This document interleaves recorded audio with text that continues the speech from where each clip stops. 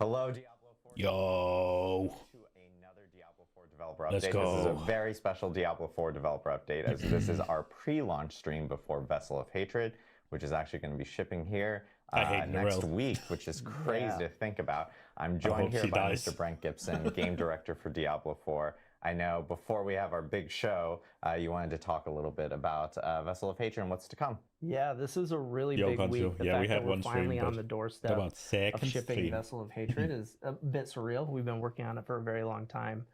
You know, over the course of the last 5 seasons, so much has changed. And we're excited to talk about some of those details today. Everything kicks off with our epic journey through Nahantu, where we're going to be telling the next chapter of Mephisto. And it doesn't really stop there. We haven't talked about it much yet, but we've actually created a custom quest at the end of the story that leads those players who haven't gotten to endgame will get to endgame. That's awesome. Along the way, you're also going to find brand new ways to play with the Kuros Undercity. We've talked about this time attack dungeon. That's super cool. We'll go into more detail on that today. We have our co-op PvE experience with the Dark Citadel. For those hardcore players that like playing with friends, you're going to have something really cool there. And we also have brand new ways of gaining power. Whether you're hiring mercenaries and leveling them up or finding our new powerful runes that create rune words to sock it into your gear, you're going to have a lot more ways to actually alter the builds that you've been playing with all this time. So at the end of all this, we have the star of our show, our class that wants to go fast, the Spiritborn, which everybody got a sneak peek at that quite a while ago. And we have been polishing it and getting it ready to make sure that it's the most fun it can be at launch. Yeah, and it's great because we're actually going to be going through all these aspects today in the live stream with our kind of our subject matter experts across each of them. So I know, as we mentioned, next week the Vessel of Hatred will actually be shipping and be released to everyone. Right now, the plan is for it to be out on October 8th, and that is still very much the plan. Still the plan.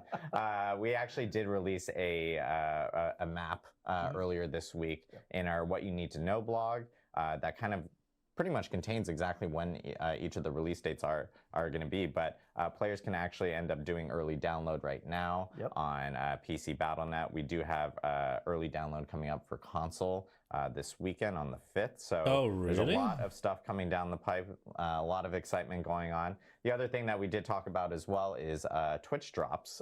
We do have a Twitch drops campaign that is actually starting at the launch of Vessel of Hatred. It's actually going to be starting on October 8th in Pacific time, so it's about like 12, 16 hours, somewhere around there afterwards, but there's some really cool back pieces, really cool weapons that you can earn, and it goes throughout the whole entire month of October through like that first early part of November. We also have a Support a Streamer program this time around, which is really cool because Support a Streamer actually really helps out some of the smaller streamers that are actually really wanting to, stream Diablo 4, which is really great. If you gift 2 subs for, or if you actually purchase 2 subs across any streamer that is streaming across Diablo 4 and has this enabled, you'll end up receiving the mount that we actually just showed right there. And then if you do an additional 2, you actually get the mount armor as well. So it's a really cool way of helping out some of the smaller and mid-sized streamers out there that really benefit from some of these programs. And it's great to see all these new faces as they actually jump into Vessel of Hatred. The next thing we do also want to talk about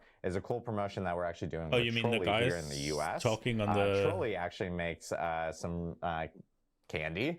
So they're like sour bright crawlers and things like that. There's actually some really cool weapon skins available if you actually purchase Trolli specific products here in the US. We actually have them here on set, but you can see all the cool weapon skins. But if you actually purchase these, and you'll see that they're clearly marked with like Diablo 4, they got the Spiritborn on them, and you can actually end up taking a photo of your receipt, going to a specific site, and then you'll end up getting kind of the rewards in game. And you also have a chance of actually winning an Xbox too, which is really cool. So, and this is a cool promotion that I think Xbox is actually doing across multitudes of titles, including like World of Warcraft, for instance. A lot of the guys on here, they actually do a lot of the programming and stuff Blizzard. So, outside of when they do this. If you're in the US, look for Trolli products. thankfully we have a whole bunch of bags here, so expect me to actually be eating these throughout We've the had stream. like 7 bags I in the know, last 2 days. as we've been like prepping for the stream, like this has been my whole entire diet. Actually, no, I've been eating normal food, but at the same time, this is like my These are not programmers? So expect me to be eating these throughout the stream. It's my favorite stream because we have snacks now, so I'm like, this is perfect. Maybe this not. is perfect.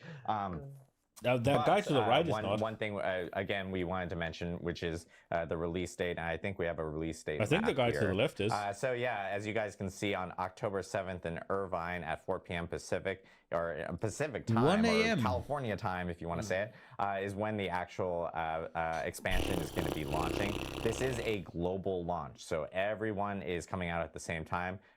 The world is round, so you can't get everyone in on October 8th, so that's why there's some in on October 7th, but we wanted to make sure that we could get as many people in on October 8th, and of course a little earlier on October 7th, but everyone's coming out at the exact same time. So looking forward to everyone jumping in. We do have an action packed show today, a lot of stuff to cover. We are going to be hitting up on the patch 2.0 PTR changes first. Is first up. I mean, in the he might agenda not be actually because he's like the so many spirit born things guy, to isn't he? share. So maybe he's note, not a this is programmer. our 20th live stream for Diablo 4 that we've ever done, which is really cool. And this is also our first time we're actually streaming on TikTok. We already stream on X, we stream on Twitch, and we stream on YouTube. So this is kind of a nice momentous occasion. But because of how much content we have and how many guests we have, we are going to say that we will have some small little breaks while we actually mic new people up, bring them into the studio, and then swap them out for other things. But we are going to be talking first about patch 2.0 PTR and the feedback that we actually received from players. And then separately, we're also going to be talking about Season 6, Season of Hatred Rising. And separately, we will finish off the show with all the Vessel of Hatred features and going into a little bit more of a deeper dive, something that you were talking about, Brent. So. Oh yeah, I can't wait. I mean, we have so many people coming in that we're having to pack them in rows. Yeah, so exactly. You're gonna see multiple levels of people They're directors, in the studio. So not managers. We're gonna take a quick break while we get the first group in for our patch 2.0 PTR feedback overview. So we'll see you in a bit. How did you not have them ready at the beginning? Okay, I'm gonna get my water while they do this.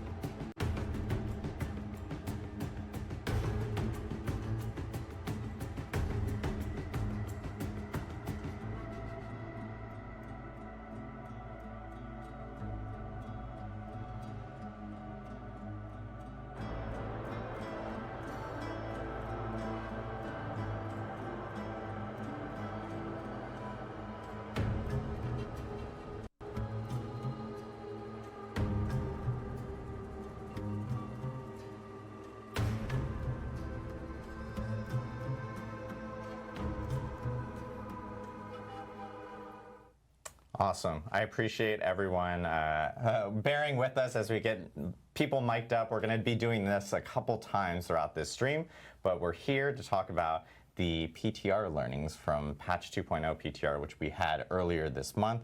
Super beneficial. PTRs have been great for us since we've started actually hosting them for Diablo 4. And of course, this one was a very, very big one because we have a lot of big changes coming with Vessel of Hatred in Season 6. But I know we want to jump straight into it. So, Aislinn, I know you're going to start us off and talk about some progression changes. Yes, I am. So like you said, Adam, let's jump. Oh, you actually, before we do that, sorry. I just realized no one knows who we are. Yeah, I was just like, wait a minute. We're gonna get a beer. Of course, we have some familiar faces, So but like if you guys want to do quick intros. Special Yeah, ale. hi, I'm Colin. I'm a lead designer. What is it called? Hey, I'm Aislinn. I'm a systems designer. It's a Hi, I'm brown Charles. ale I'm a class designer. Hey y'all, I'm Anthony. I'm an from. associate I mean, it's named class after designer. the.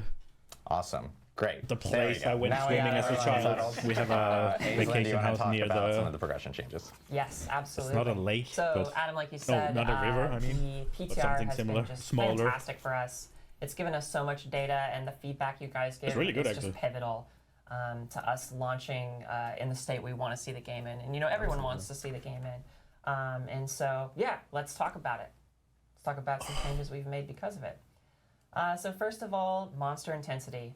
Something we saw in the early game was people weren't noticing the changes in monster intensity because people were skipping through difficulties fairly quickly.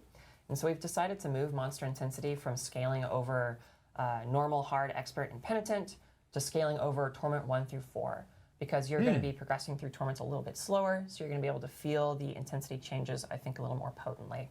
Yeah, there's a bit more jumps, right? Yeah, absolutely. And again, the intensity system was We need to put essentially some monsters just pixels become on a little that, bit more reliable in their damage. Right. They start to predict your movement a little bit more on the projectiles. It's not a massive change, but it should sort of make the monsters feel a little bit more aggressive and dangerous. Yeah, they just become a little more lethal, I think, ultimately, beyond numerical changes. Second up I want to talk about is one that I'm really, really happy and excited about, actually, is that elites, unique elites, and super elites are 3 different types of elites you can actually fight. If you know that or not, that's the thing. And previously, they all did very different amounts of damage from one another. Like, for example, a super elite might deal actually 2 times the amount of damage of a normal elite. And what that was causing was when an elite spawned an affix, like lightning enchanted, or poison, or whatever, the super elites would do 2 times more damage with those affixes, but you didn't really have any way to tell, right? There was no way to tell if an affix was spawned by an elite or a super elite. And so kind of seemingly randomly, an affix might deal 2 times more damage to you out of nowhere. And so what we've done is we've normalized the damage that all of these different elite types actually deal, so that when you do see the affixes that they're spewing out, you can expect the damage you're going to receive. Like, you know how much it's going to hit It's a lot you more for. consistent. Way more consistent. I don't know way how more much predictable, things which is do. really I don't helpful take for them. Like, not getting randomly one one shot. shot. Our favorites, though. I don't get hit that much. And then finally, on difficulty, we have some changes to standard difficulty tiers. We know some of you guys are looking for a challenge, so let's take a look at what a challenge looks like. What? All right, so we have a level 1 character here in Kiovashad going to the statue to change their Yeah, difficulty. level 1 with 200 Paragon points. So what are they going to change it to? Well, before they could access normal, hard, and expert, but now they can access penitent at level 1. That's mode we only play. Yeah. Why would you play anything else? Yes. So you have to beat the base campaign on your account once, and then you can go into penitence. And let's see how that turns out for this person. Oh yeah, I'm sure it's just going in great. Hilltide. Just a few Maybe if you press Too many. any of your buttons. Just a few too many demons. Yeah. Mythic uniques. So, so you can do penitence at level 1 now. It's pretty hard, guys. So if you plan to go in at level 1, be prepared. But seriously, we know people really wanted to be able to push their builds as far as they could, as early as they could. Yeah. And now you can. So whenever you feel like you're ready for penitent during your leveling journey, hop in there and see how you do. Yeah, I know that was like one of the biggest points of feedback we got during this PTR, which was like, hey, we would like to see if Penitent wasn't like gated way further down the line and if it could be brought in. So it's now available at level 1. Yeah. And you know, as we've shown in the footage, it can be difficult, but I think what's nice is like if someone creates alts and they end up, finding a bunch of mythic uniques and stuff which you can use at earlier levels, you then can at least potentially start off in Penitent a little bit earlier and stay with a higher difficulty in that type of way, which is nice. Yeah. Oh, yeah.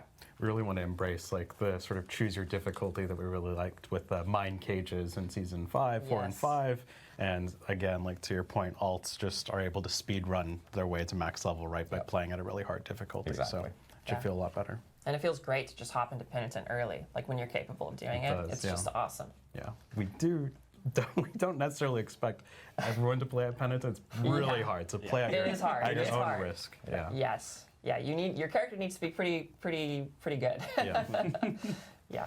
All right, let's talk about some itemization changes. So we got a lot of feedback that once you got to max level and you were starting that ancestral grind, you were stuck with these non-ancestral items for a pretty long time.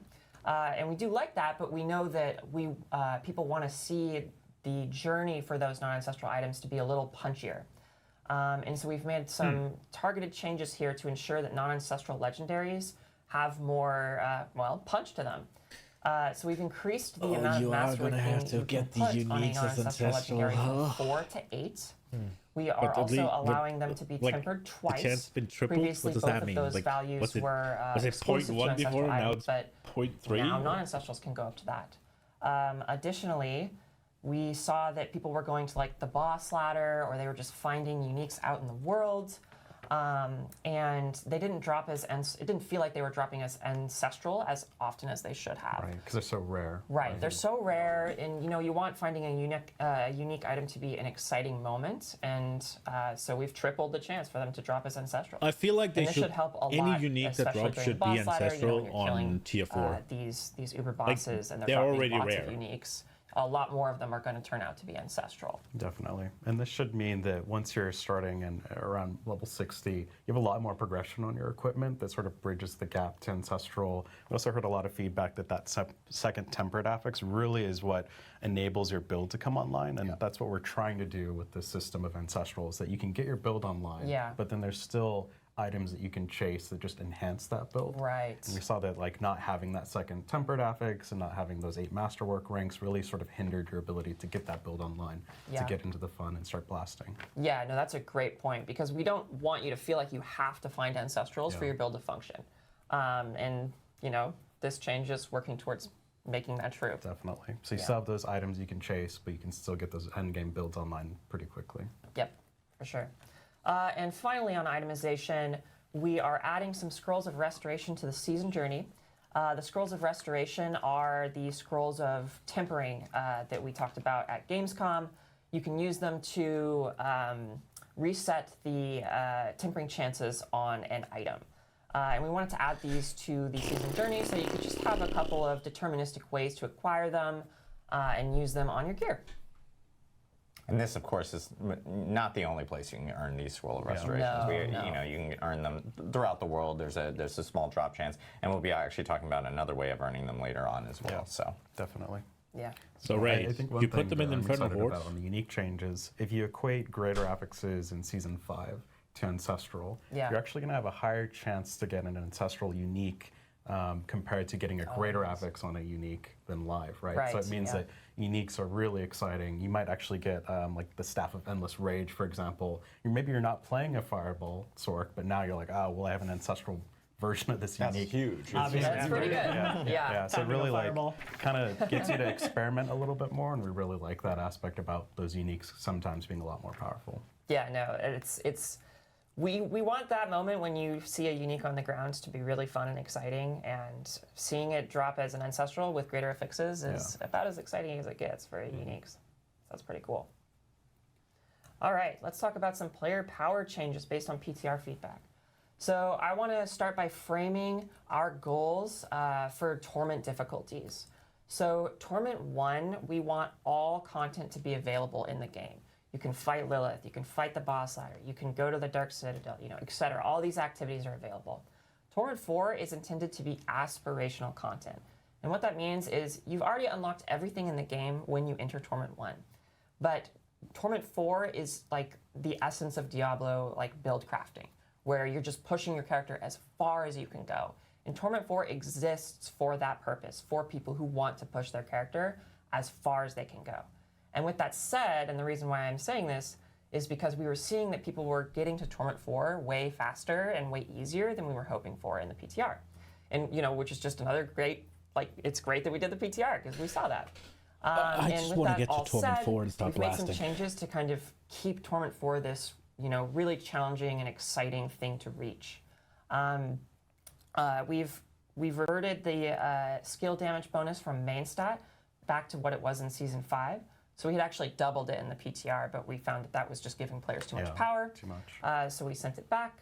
And we also pulled back on legendary glyph power a bit. Colin, do you want to talk about that? Yeah, so we reduced the scaling on the glyphs quite a bit because we found that it was really devaluing a lot of the aspect rolls or rolls on your gear. Like when you're getting 2,000 additive damage from a glyph, it's really hard to actually feel anything on your gear through tempering or through those affixes that are dropping.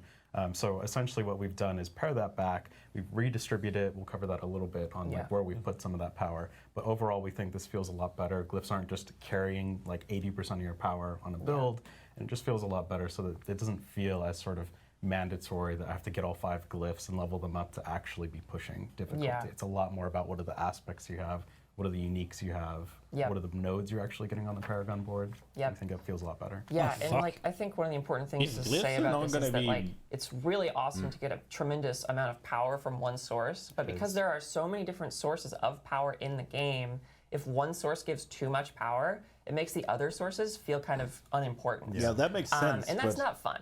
So we want to make sure that every source of power in the game is contributing to your build in very meaningful ways. And so this change is helping other sources of power feel really punchy. Definitely. Yeah.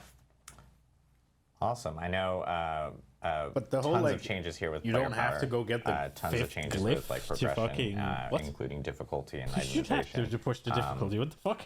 Do we have anything else on progression? Or I think one thing I think that's really important to touch on is the torment goals here, right? Because it's a definite fundamental shift from Season 5 in that you think about World Tier 3 into World Tier 4 and you're sort of racing to get to World Tier 4 as fast as possible because that's where all the best items can drop. And we've sort of just changed that to Torment 1 is where all the best items can drop. It's where everything unlocks.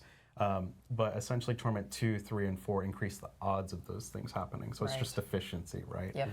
We don't necessarily want to say you must get to Torment 4 to experience the game or to get the best drops in the game, similar to World Tier 4 and Season 5. It's a very different feeling. So we're excited to see how that plays out, and we want to sort of see what you all think as well. Yeah, and just to reiterate, you know, all of the content, all of the best gear can be found in Torment 1. So if that's where your build feels most comfortable farming, that's great. You can still achieve all your goals. You can really max out your character there. It just, you get a reward for pushing this harder difficulty by more efficiency. And that's like what affords Torment 4 the means to, or like the space to be really hard. Is because you don't have to get there. And so it can be really, really challenging. And you know, some players really love that, and that's awesome. Definitely. I don't think it's going to be challenging. I know the next topic we want to talk about is some of the big system changes that are actually coming with Vessel of Hatred, and also changes that we're applying post PTR from things that we actually learned. Colin, you want to walk us through and start us off with some of the Paragon stuff? Yeah, absolutely. So again, we got a ton of feedback from the PTR, and we took a look at Paragon. That was one of the bigger changes that we made, where we capped the boards, because we feel like that gives us a lot more space to increase the power of each of these boards and make the choice more about what is the board you're looking for. So what we've done here is we've added a bunch of normal nodes, so those are things like stats that empower those glyphs, to upgrade that legendary glyph radius. We added them. It was kind of sad, like there weren't actually a lot of nodes to flesh it out and sort of build up that Paragon, that extra glyph range that you're going to get from upgrading it to legendary. So we've done that. We added around 8 to every board. And then the starting board, I think we went to like 12 or something like that, just because, you know, the starting board should feel really good with that first glyph. The next thing we've done is we've taken a look at a lot of the rare and magic nodes, and we've just made them generically more useful. So you think about like two-handed bludgeoning damage on the barbarian is like, okay, like I guess I can only benefit if I'm doing this one very specific thing. And we've just opened that up to say damage, right? That's going to scale everything across your character, as opposed to like while you're doing this sort of obscure thing. At least make it bludgeoning damage, not two-handed. We've also just sort of taken a look at what are the affixes we're just giving. Damage? Like fucking potion healing. I know you're all going to be really sad. That's my favorite stat. I know you're all super sad to see You're that the only one. we've taken potion healing out. But we've just changed it to healing received. We've also just taken a look at things like damage reduction from dots and made it damage reduction. So it should be a lot more generically useful, and those boards should feel a lot more punchy and open-ended, which we really like. And that's sort of doubling down on the spirit of what we've done. All additive bonuses on rare magic itemization, right? Just sort of taking back some of these conditional things that aren't necessarily adding a ton of value to Did anybody say power creep? Just opening things up.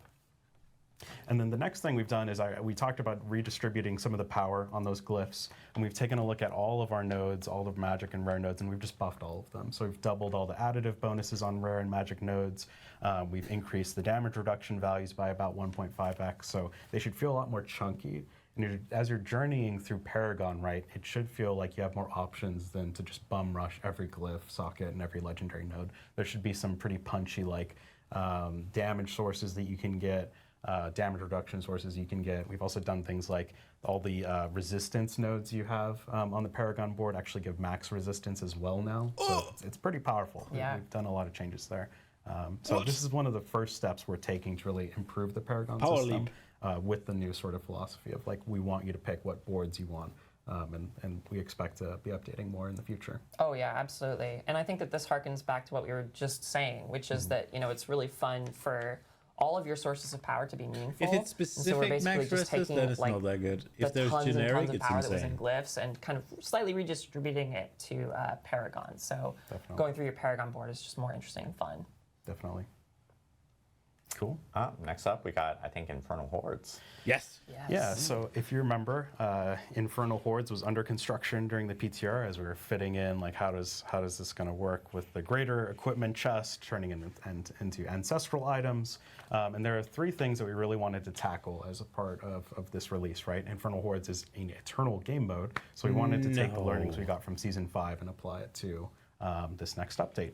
So one of the things we saw was that loot was just dominating the reward landscape here. Like getting 200 legendaries from one source of activity is cool for Season 5, and it's the brand new activity for Season 5. That's awesome, but we wanted to just readjust it, refit it back in. We still have the Codex of Power that lets you store all these legendary powers, so we felt like we wanted to take more of a quality over quantity approach here.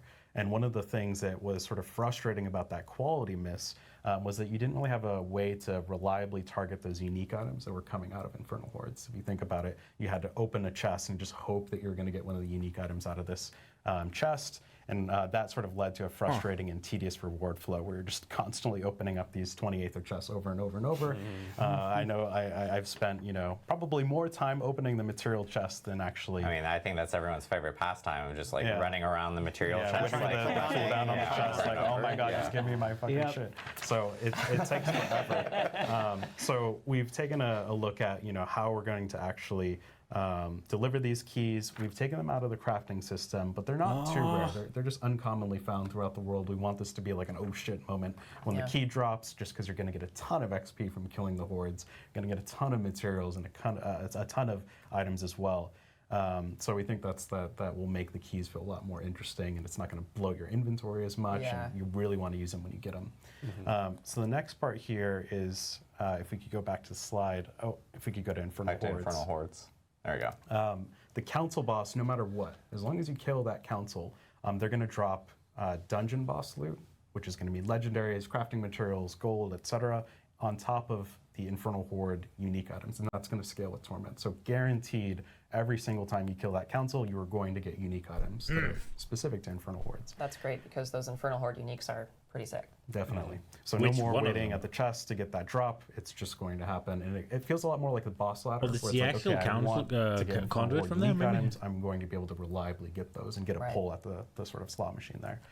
And then the next thing here is we've updated the chests. So the chests of greater equipment are going to drop those scrolls of restoration or retempering. So you're going to be able to get them reliably from the Infernal Hordes, not just the Dark Citadel. And that should feel pretty meaty and good. And then we've also guaranteed some amount of ancestral items from that greater equipment chest. And ancestral items are very much more coveted than just greater affix items. So that should feel pretty meaty. And then the chest of materials is now just going to convert all your Aether into materials. You don't have to like constantly open the chest.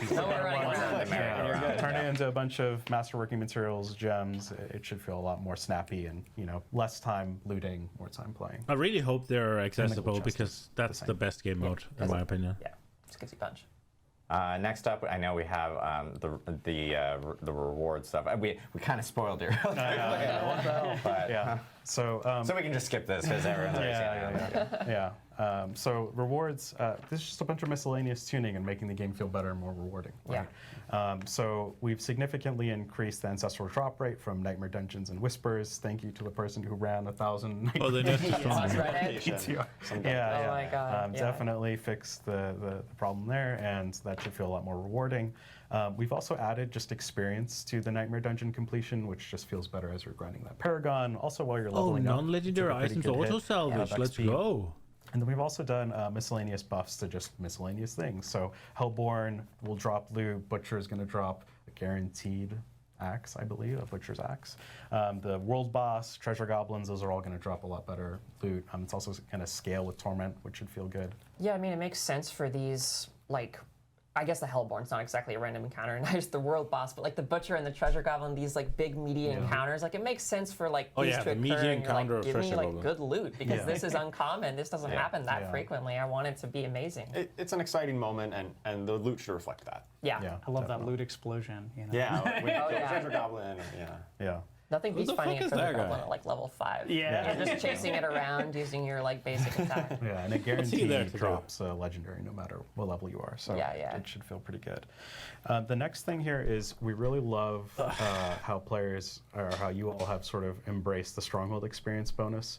We've actually just done that across the game. So campaign feels really good in terms of experience granted. Side quests should feel really good, especially in the Hunt 2. But what we saw with the Stronghold experience in the PTR is that 2 levels felt a little bit aggressive and like sort of forced you to do Strongholds over and over and over. We've just pared that back down to 1.25 we can't actually levels, which read. is still really meaty. Like you're getting an entire level from doing these. Oh, yeah. It's really fulfilling what we had hoped Strongholds were going to provide, which is an alternative means to level. If you want to ride around the open world and do a bunch of Strongholds, that's absolutely a viable way to level up now. We think that like all the quest content in general just feels a lot better because they're a lot more generous there. so sore. The other change I'll note here is that a bulk of that experience is going to be from killing the boss, and it's a first-time reward. So that means you're not going to be able to sort of, cheese running Strongholds over and over and over. Thank you, Rax, for showing that with your friends from your chat that did that in 20 minutes. We World definitely record. watched. Hey, it was a good video. Yeah. I mean, in all fairness. Cool. And then the next one here is we've heard a thought ton that of would be feedback better than that us. rare and magic items just felt like they're adding a lot of noise to Torment. We're dropping a lot more of them. Now they just get auto-salvaged in Torment. Let's go. So, Get him out of here. yeah, get them out. And then the next one is just a nice quality of life. The Paragon glyphs now drop from the pit. So when you're doing a bunch of pit runs, you're also going to be getting glyphs.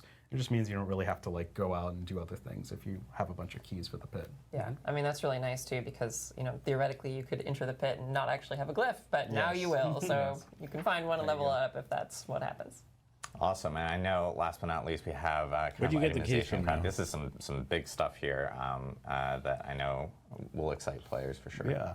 So one of the things we've heard a ton from the player base and you all is that I wish I could make a mythic unique deterministically. If I do everything in a season, if I kill Uber Lilith, if I do the season's journey, I want to be able to get a mythic unique. And we saw this as an opportunity to essentially create an identity between the rune crafting of mythic uniques and the blacksmith. We moved it from the alchemist to the blacksmith version of crafting mythic uniques. So now what you're going to be able to do is you're going to be able to take 2 resplendent sparks to the blacksmith and get a random mythic unique. That means no matter what, as long as you do everything in the season, you're going to get a mythic unique.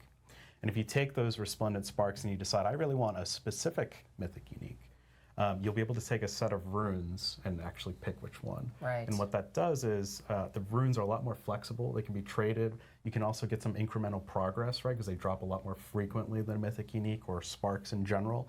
So what this means is you now have 2 really clear means to sort of target mythic uniques, and you now have a guaranteed way to make a mythic unique at the end of a season, which we think will feel really good. Something that's kind of cool about that is that it gives runes this like intrinsic trade value, which I kind of love. Yeah. Like they have this big purpose towards crafting one of the Does best. that items in mean the you're game. not going to get it from the seasonal anymore? So I Finally can can't get just my, level characters Starless and get it? Skies.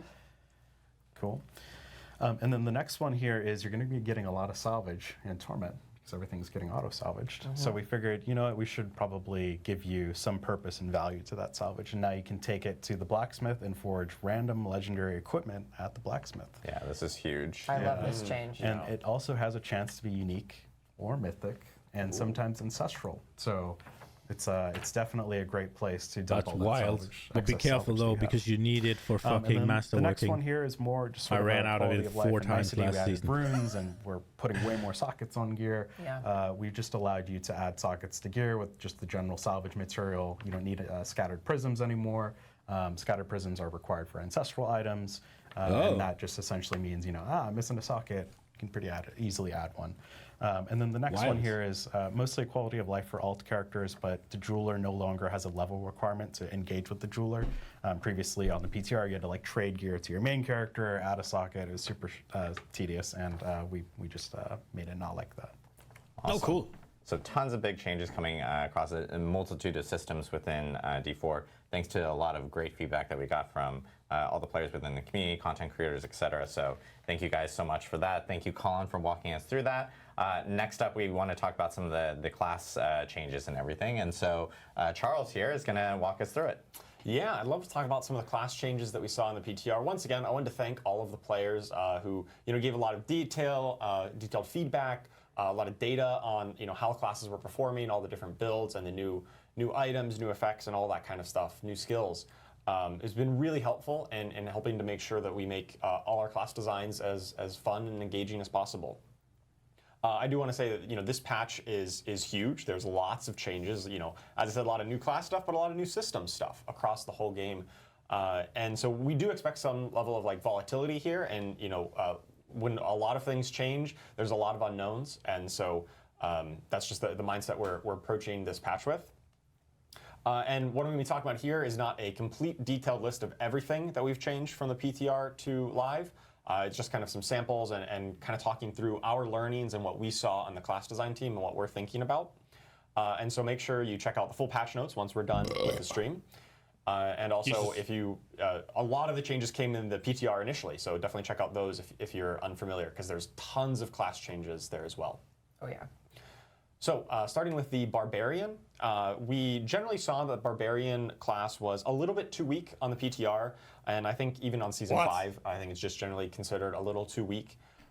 Historically, though, it's been one of our stronger classes, but in recent seasons, it's fallen a little bit on harder times. So a lot of our focus here is buffs to some underutilized skills and legendaries and uniques. So we've got updates to Upheaval to make it just a little bit more punchy, hits a little bit harder. We've got updates to some of the uniques that talk to other core skills. Why'd you move away from that? Hammer of the Ancients and Double Swing to give them a little bit more damage boost as well. And finally, there's a buff to the Martial Vigor passive. That is a passive in the skill tree that gives you some damage reduction from elite enemies, including bosses. And it might seem pretty small on paper. It's just 4% to 6%. But for every skill rank you have in that, you get that much more.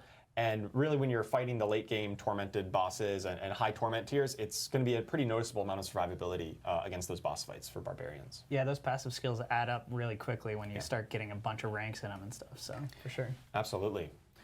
Moving on to the Druid, we also think the Druid was a little bit on the weaker end of the classes. I think there was a few bugs on the PTR that we're addressing as we go live, where some of their effects, specifically in the Paragon and some of the key passives, weren't quite working exactly how we intended. So they might have been a little bit weaker due to that on the PTR specifically. So we're definitely addressing those. I also wanted to talk about Nature's Fury. This is a key passive that whenever you cast an Earth or Storm skill, there's a chance to cast the same skill of, chance to cast a skill of the opposite type. 50x increased damage and on the this was causing some unintended interactions with one of the unique items, the Earthbreaker ring, that ended up proccing or triggering Nature's Fury way more often than we intended. That's because we have this concept of casts, where you actually need to press the button and then, hey, you did one cast. And whenever we do something like auto casts, which is like, hey, I triggered a free skill with Nature's Fury, that shouldn't kind of recursively trigger or trigger the other effects that are looking for casts. But in that particular interaction, it was, and so we've fixed that interaction, but then thrown some pretty big buffs to those items and the things affected in that build. We still expect those kind of things, especially landslide builds that use this a lot, to still be very powerful builds. Yeah, I was about to say the Hog Druid is gone. That one particular unintended interaction to be happening. Because that was what made the lightning go all the builds, right? When you have like one build that's crazy over the top. So exactly, yeah. Especially whenever there's one build that's so dominant, it really makes it feel like, hey, I'm playing the class wrong if I'm not doing this, and that's not something that we want. We want you to be able to play all the different ways of playing the classes and feel like it's a valid and viable choice to compete. Or see, here's the thing. Game. That means you make the builds. Some of the other changes on Druid as well. We've got. I would much rather you gave us more agency. This is one of my favorite items that lets your Claw and Storm Strike build kind of synergize really nicely. We've got just a lot more damage on werewolf skills through the Lust for Carnage Paragon node, basically the same functionality, but just added 50% bonus damage there. We saw werewolves was particularly falling behind. And an update to the Untamed Legendary Paragon node. This is the new one that talks to companion skills. Previously, it just gave skill ranks, which kind of fell off as you got a lot of skill ranks. Now it's just multiplicative damage, and I'm really looking forward to seeing some companion druids in the new season, especially with the new key passive. All right, moving on to the Necromancer. So the Necromancer is a class that I think we saw a lot of variety for like blood, bone, and shadow builds. A lot of those were competing very well, but a Necromancer is really all about minions, right? And unfortunately, we saw minion builds really falling behind from where we want. And we know that minion builds are like the most appealing part of a Necromancer. And so on the class design team, we're really committed to making sure that minion Necromancer is good. And we're going to see some massive buffs to this patch, and we're going to continue monitoring to make sure that the minion fantasy is really a powerful and compelling one. We also saw that Necromancer was one of the squishier classes. It had a little bit less defensive oomph than we really wanted. And so we've made some updates here to Reap. It's going to give a little bit longer damage reduction, just makes that a little bit more usable for that function. Same with Necrotic Fortitude, gives a little bit more barrier. This is kind of a passive barrier generation, so just a little bit more survivability in that late game. And then the rest of it here is just talking about minion buffs, right? We've got Kalen's Edict, the key passive. This is going to, previously it just gave you attack speed for your minions. Now it's also going to give you bonus multiplicative damage for all your minions. A bunch of the legendaries and uniques that talked to minions, like Ring of Mendeln and Shade Mist, that damage is now properly attributed to your minions rather than the Necromancer themselves, which means if you have bonus Golem damage, for instance, and your Golem triggers Ring of Mendeln, it's now going to benefit properly, and it's going to be multiplied up by those multipliers. So pretty big buffs for those legendaries and uniques. Yeah, that's a lot of power for sure. Oh, absolutely. Moving on, we've got next class, we'll talk about the Rogue. I think the Rogue in general was performing pretty well across the board in the PTR. I think we got a lot of positive feedback, like, hey, yeah, Rogue feels great. I just, Oh, really? It had all of its builds was like S tier, Dance of Knives skill in particular. It's awesome. Yeah, I was really happy with where Dance of Knives landed as the new skill. It found a lot of use in a variety of builds, and people have a lot of fun playing with it. We did notice a little bit of the melee focused builds with Flurry and Twisting Blades falling behind just a little bit.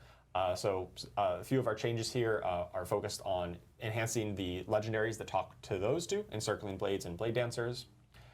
In terms of key passives, we saw Victimize did have a bug that caused its damage scaling to be higher than intended. And so we have fixed that math calculation on how it kind of scales damage based on other damage. Because it was really just a little bit too dominant. Nerfed it? And now we think with this update, it'll still be a competitive choice, but it won't completely outshine every other key passive on the Rogue.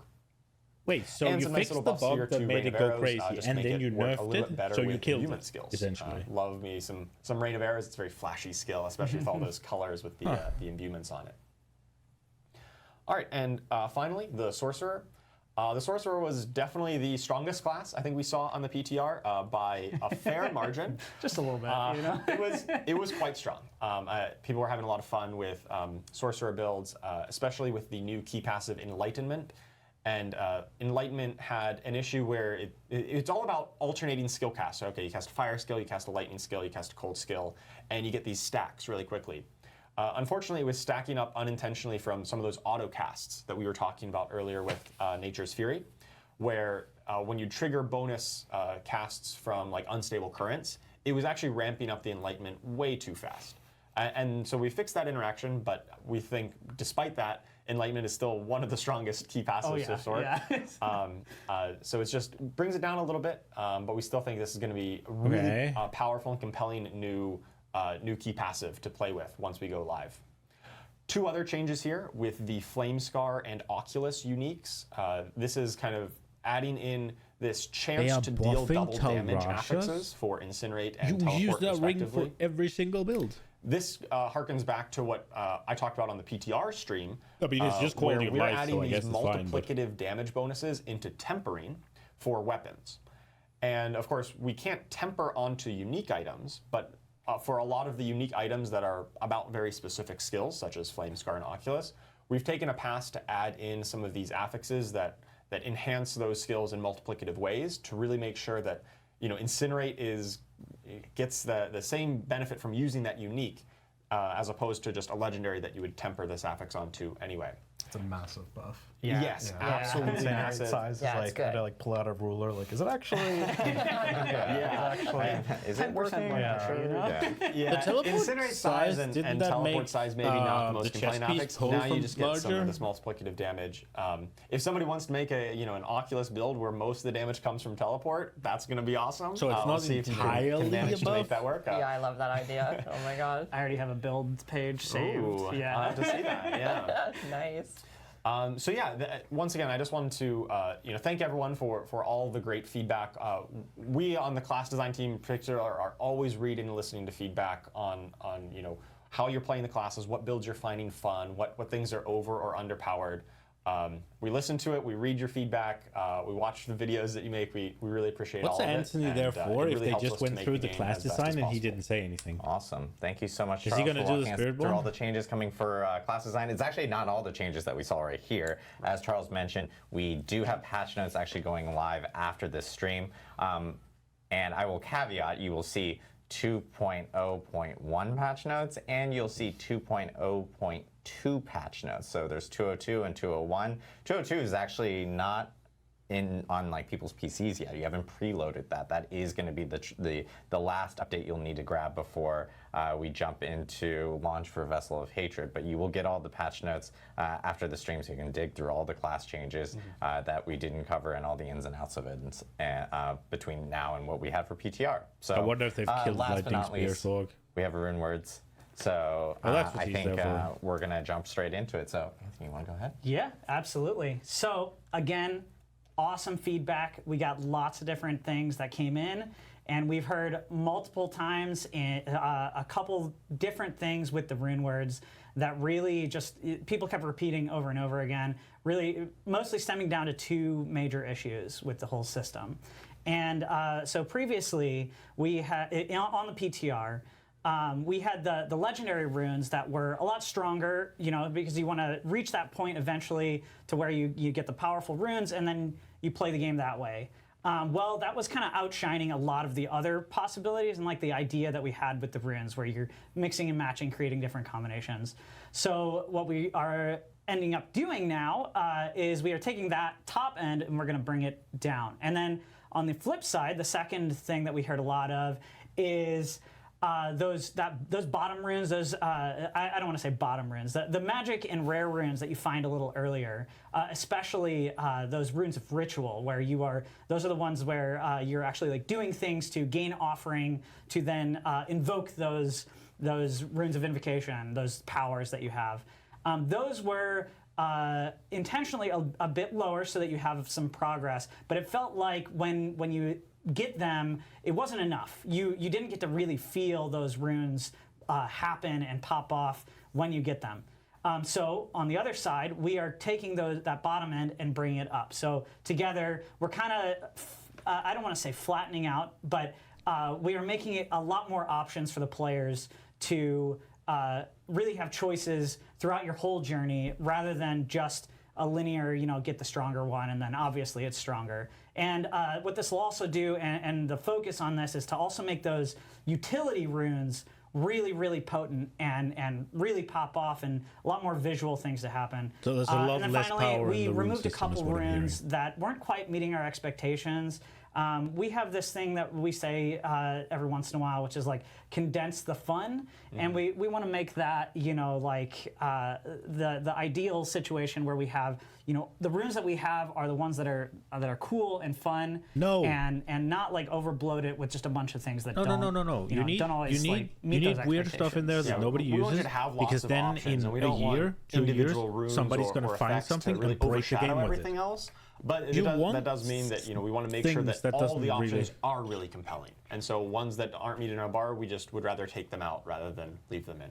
Yeah, absolutely. And I think we're always going to be adding to the rune system. Of course. Right? So we want to leave ourselves the space. We didn't want to water down the pool with things like the lightning bolt effect rune. It's like that didn't really have, it was an evolutionary dead ends. We didn't necessarily have any way to juice that up.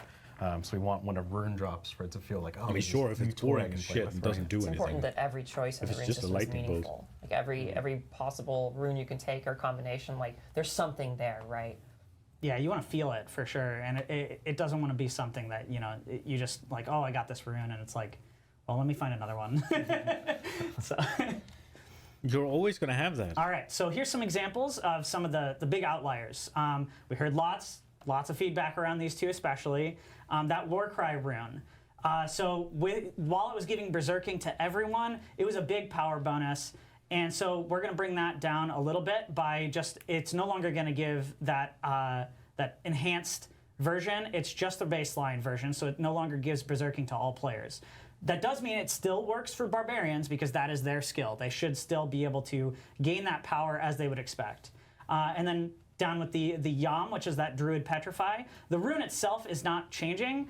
What's actually changing is on Druids themselves, their ultimate there is no longer going to give that critical bonus baseline. It's not going to be the enhanced version. So if you want that as a Druid, you can still get that big, powerful critical damage bonus. But now that baseline is going to be that big stun, that big AoE moment that you see everything on the screen freeze, and also just juice you up with a bunch of resources. So because Yom was too strong, they nerfed class Druid. Resource. So unlike what it'll say for the Druid is it says their spirit goes up. On the rune, it says it is your resource, so everyone gets this huge, big moment where you can kind of reset. So if I'm a sorcerer, it doesn't generate spirit; it generates mana. Yes, you don't just get a second bubble that then fills up with spirit. Suddenly you're a druid. That'd be weird. Yeah. I like that this puts a lot more emphasis on the utility of runes, which is sort of what we had been originally intending, right? Not every choice is going to be a multiplicative damage source. So you should have a lot more options. It's more focused on utility. Yeah, absolutely. And stealing other classes' power. Yeah, obviously multiplicative damage is probably the single strongest thing you can do in an ARPG. And they're nerfing the glyphs. And just when we noticed these ones were really those ones that are overshadowing every other option, we still think those will find a great niche for the builds that want it, but they won't be the only choice that no one else can use anything else for. Absolutely, absolutely. All right, so here's some examples. Again, I want to preface, this is not all of them. There are a bunch of changes. You guys will see them in the patch notes as we had already talked about. But some of the big ones that I wanted to show off here. So Spiritborn Vortex, that's the one that pulls everyone in. You group everything together. That is going to be almost, you're going to be able to get that off almost twice as often as it was before. So you're combine that in with something that has some grindy damage in the middle, and you're going to be just having this pop off all the time, as well as so we call them sub powers. Those are things like the Sorcerer Meteorites or like the Barbarian Earthquakes. Those things that happen based on other things, but they create like another power that comes out. We are juicing those up a lot more. So these should be some of the most powerful versions of these sub-powers in the game from these runes. And as you can see here, Meteorites is jumping up a whole bunch, as well as the offering cost is going down, so you're going to be able to summon a lot more of these as well. And then one of the other things I like saw the idea of feedback just hurling was around meteors the Se rune. I don't know exactly how to say it myself. I'll have to ask you even about that after this. But where you summon Spirit Wolves, and they didn't feel as impactful because their AI was not as poppy as, like, say the Necromancer's minions running around a lot more quickly. So we adjusted that, and so we're gonna have a video coming up here in a second, and we can see. So now you're gonna summon those wolves. They're gonna pop up and do their attack. And if you jump to the next pack, they're going to jump forward. Except this is going to happen a lot more frequently than before. So now if you, say, fight that pack, jump to the next one, every time those wolves are going to just keep jumping and keep leaping. And this works in ranged as well. So if you're fighting some enemy over here to the left, and you attack them, your wolves are going to jump immediately over there. And then if you switch to this other group on the right, those wolves are going to jump across the screen because we've also increased that aggro range as well for that. Yeah, they feel a lot more responsive, and like even in that clip, we saw them jump into the pack at basically the same time we did, right? Yeah. They are right there with you. They're not lagging behind, and that's that's always like the worst feeling when like, hey, I summoned this thing. Where are they? What are they doing? They're like a mile away. They're no longer lazy dogs. Yeah, they were tired. They were tired. Tired little pups, you know. And then here's some examples of those runes of ritual. Again, those are the ones that are generating this offering. And so these are mostly going to be changes to those magic and rare runes, where we've taken that offering they give and we've really knocked it up to be a lot closer to where those legendary versions of these are. And that should hopefully give us a lot more options when it comes to deciding which combination of which runes that we are using. So. It also just means things are a lot more reliable. Like you're actually getting procs way more often with these buffs. Yeah, you actually get to see the fun happen, right? See those effects happen a little bit more often. Yeah, so tons of rune changes that are coming, and as Anthony mentioned, there's way more details in the actual patch notes themselves, so people can check that out after the stream, along with all the class changes, the system changes, the progression changes. It's all detailed out there for players specifically. You know, I had one thing, because I think we might have forgotten it, and I'm very concerned about monitor violence. Oh, yes. We heard a lot of people wanted to punch their monitors. Oh, that's right. Yes. When you get a greater affix on impairment resistance. So, as monitor enthusiasts, we've just removed that from the affix pool. Yes. So please don't. Please don't. Less punching of monitors. Save the monitors, please. And one thing I do want to call out on Rune Wars, we actually, funny enough, we got a lot of feedback about players saying like, hey, we noticed like different art on some of the classic runes that they may have seen from like back in D2. That art has been updated to match what you saw in D2. So harkens back. Yes, yeah, that's cool. Shout out to the history of runes there for everyone. So thank you guys for jumping into this. And I will say, like, this team is going to be staying vigilant through the launch of Vessel of Hatred with our live ops teams here. Shout out to our live ops team who will be helping us out through multitudes of patches, hot fixes. We're going to be paying attention to the community and hearing all the feedback that players have, and we'll be jumping on a lot of the big things that we do notice and we do want to jump like kind of address. I feel like I should have a little mini game right when you after watch launch. these. So our cadence is going to be quick. So do expect that. We'll be posting all notes, all hotfix notes, etc. Whenever they do come up. So thank you guys again for joining us today to talk about the PTR learnings. Next up, we actually are going to start talking about the next season coming to Diablo 4, which is season 6. How the and fuck that am will I going to actually watch start this if I join with keys? the launch of Vessel of Hatred. We're going to do another quick mic swap, musical chairs thing. Maybe we turn on Benny Hill music or something like that. But we'll be right back here with our next group to talk about season 6.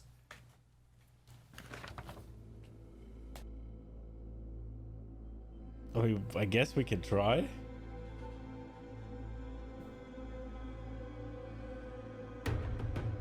Sounds like a very bad idea. Any good stuff? I mean, there were barbarian buffs.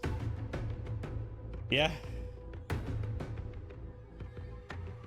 I think they buffed all of your core skills. I heard Hoda and stuff. But they swapped away from the slide really quickly, so I can't really tell how big they were.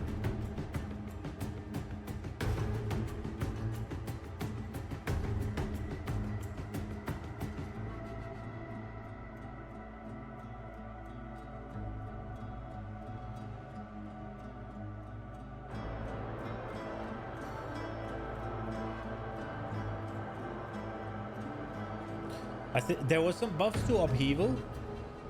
And I think it was 40 to 60%, and then some duration, but I'm not sure. And they also buffed you have a talent that gives you DR against elite enemies, and it was 4%, and they buffed it to 6. So 3 ranks, you get 6% more. Which is pretty good.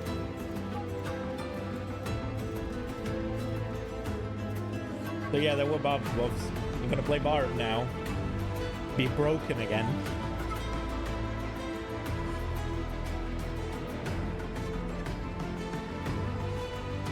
As usual.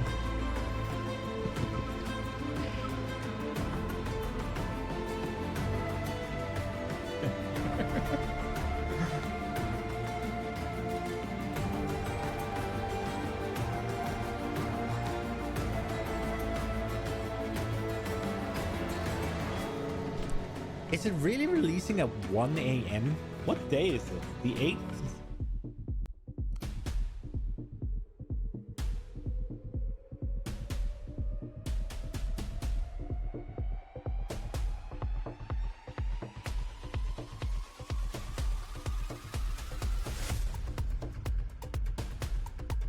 A Tuesday?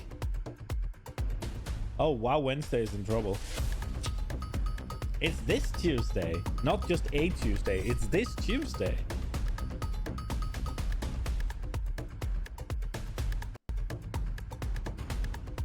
I don't think I'm playing WoW Wednesday for sure. I'm playing D4.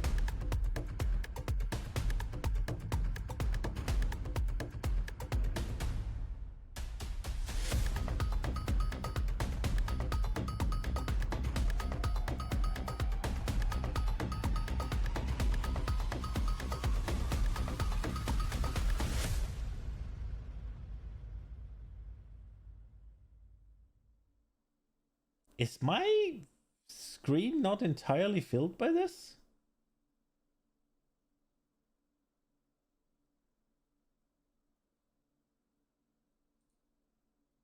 Oh, I fucked up.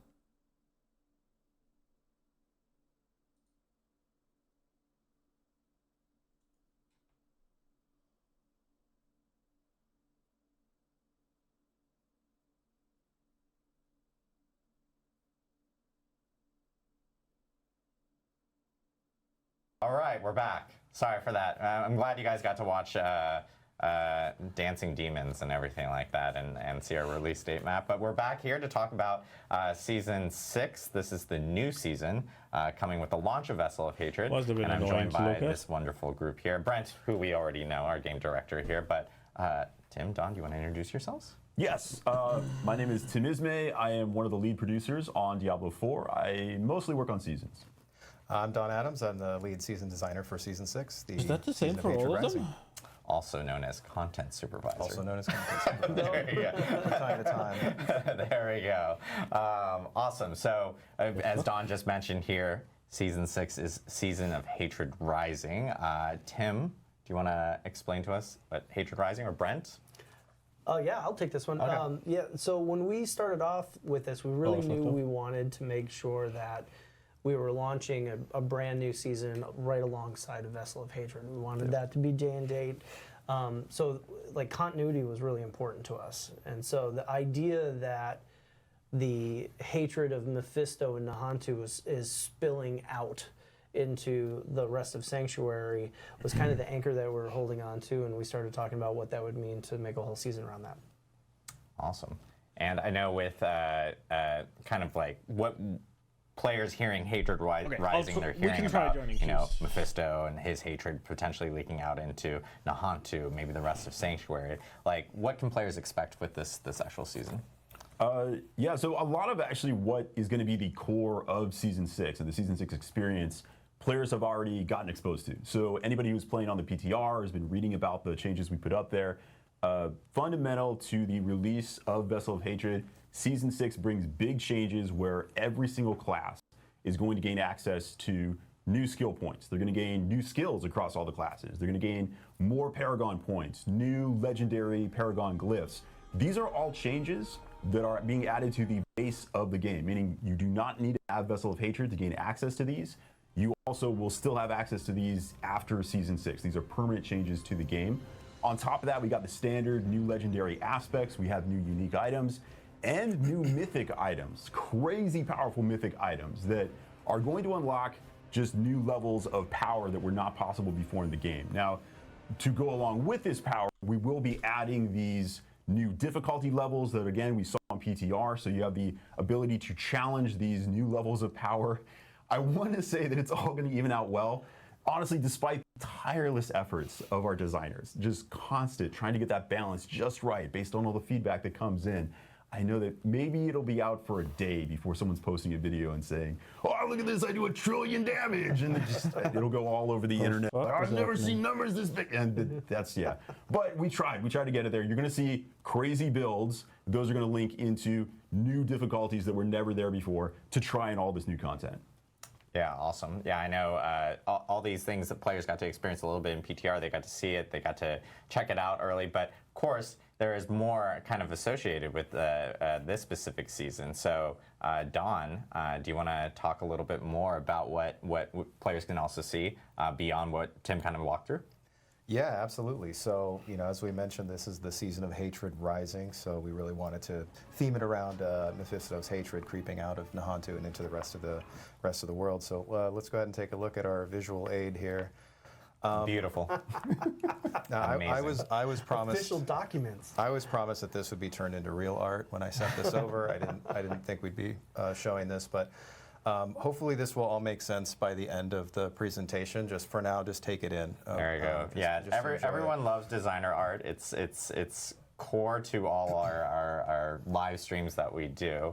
Art by Don Adams here. So yeah, and frankly, I think it speaks for itself. I don't really know that there's much more to say.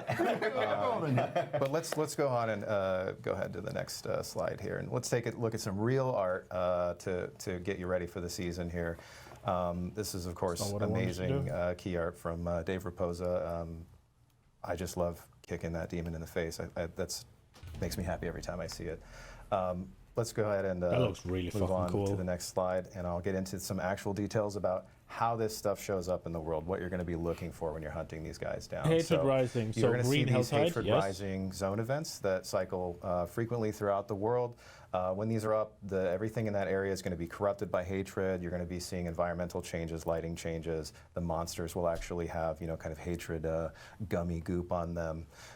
You can be ambushed from portals randomly. And really all this is just setting the stage for the Realm Walker. So you'll have a separate event icon that'll let you know when the Realm Walker is going to be up. It's a world event, so it'll be in that list on the map with other like world bosses and Legion events and stuff. And we have some video here to kind of show you what it looks like. Actually, I think we have another slide about the Realm Walker first, sorry. Yeah, so this is what he looks like in game. He's awesome. These are just big, hulking kind of monstrosities stomping around, just spreading Mephisto's hatred. They summon in monsters from a plane of hell through this portal on their back. And a lot of the monsters they summon, most of them are actually new monsters from Vessel of Hatred, the Hollows family, which are super cool and gross. So I think now we can take a look at what it actually looks like in game. So here's some players waiting for him to spawn. He starts burrowed like that, and you can kind of click the portal to summon some stuff to fight while you're getting warmed up here. I just love these enemies. I think they're so cool, the Hollows. So he busts out of the ground, and this is actually, we want to do something new with this event and lean into the fantasy of this giant thing just like stomping around. So it's actually a walking world event. He has several different paths he can take throughout each area. He walks through the zone, and as he walks, he just leaves this, chaos behind him in his wake. He's summoning tons of Hollows, and if you get in front of him, he just punts you out of the way and keeps going. You actually can't even damage him directly in this phase, but if you kill enough of the adds that he's spawning, it'll create these bloodbound guardians. Killing these will shave some of the HP off of the Realm Walker. So when he reaches the end of his path and you can actually fight him, you'll have less HP to burn through. So this is a nice way to incentivize actually participating, sticking around for all this chaos. Obviously, lots of XP and whatnot from the mobs as well. So this is not showing anything. The event that he kicks off when he actually gets to his destination. When you interrupt this ritual by destroying all of these destructible hatred spires, that's when you'll actually be able to fight him directly. Okay, so you're in I the think we're zone. going to see that here very quickly. This is a really cool encounter. There's just lots of, he has a big smashy attacks. He sprays a lot of damage everywhere. Okay, so they've taken him down. And when he dies, that weird portal on his back drops down and stays open. And there's only really one thing to do with a weird portal.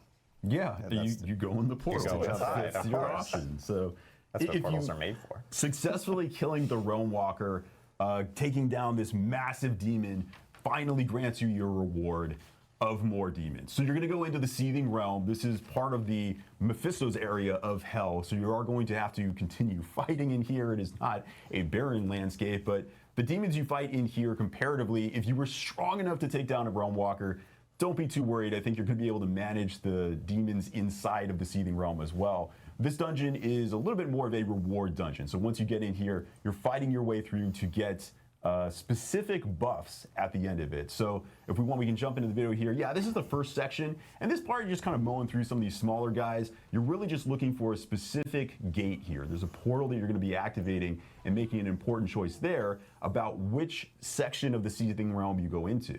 Here it is. This is the gate here. So you're going to click on this. You now have options. Based on a few consumables that you can put in, you can go into sections that are more focused on equipment bonus, a gold bonus.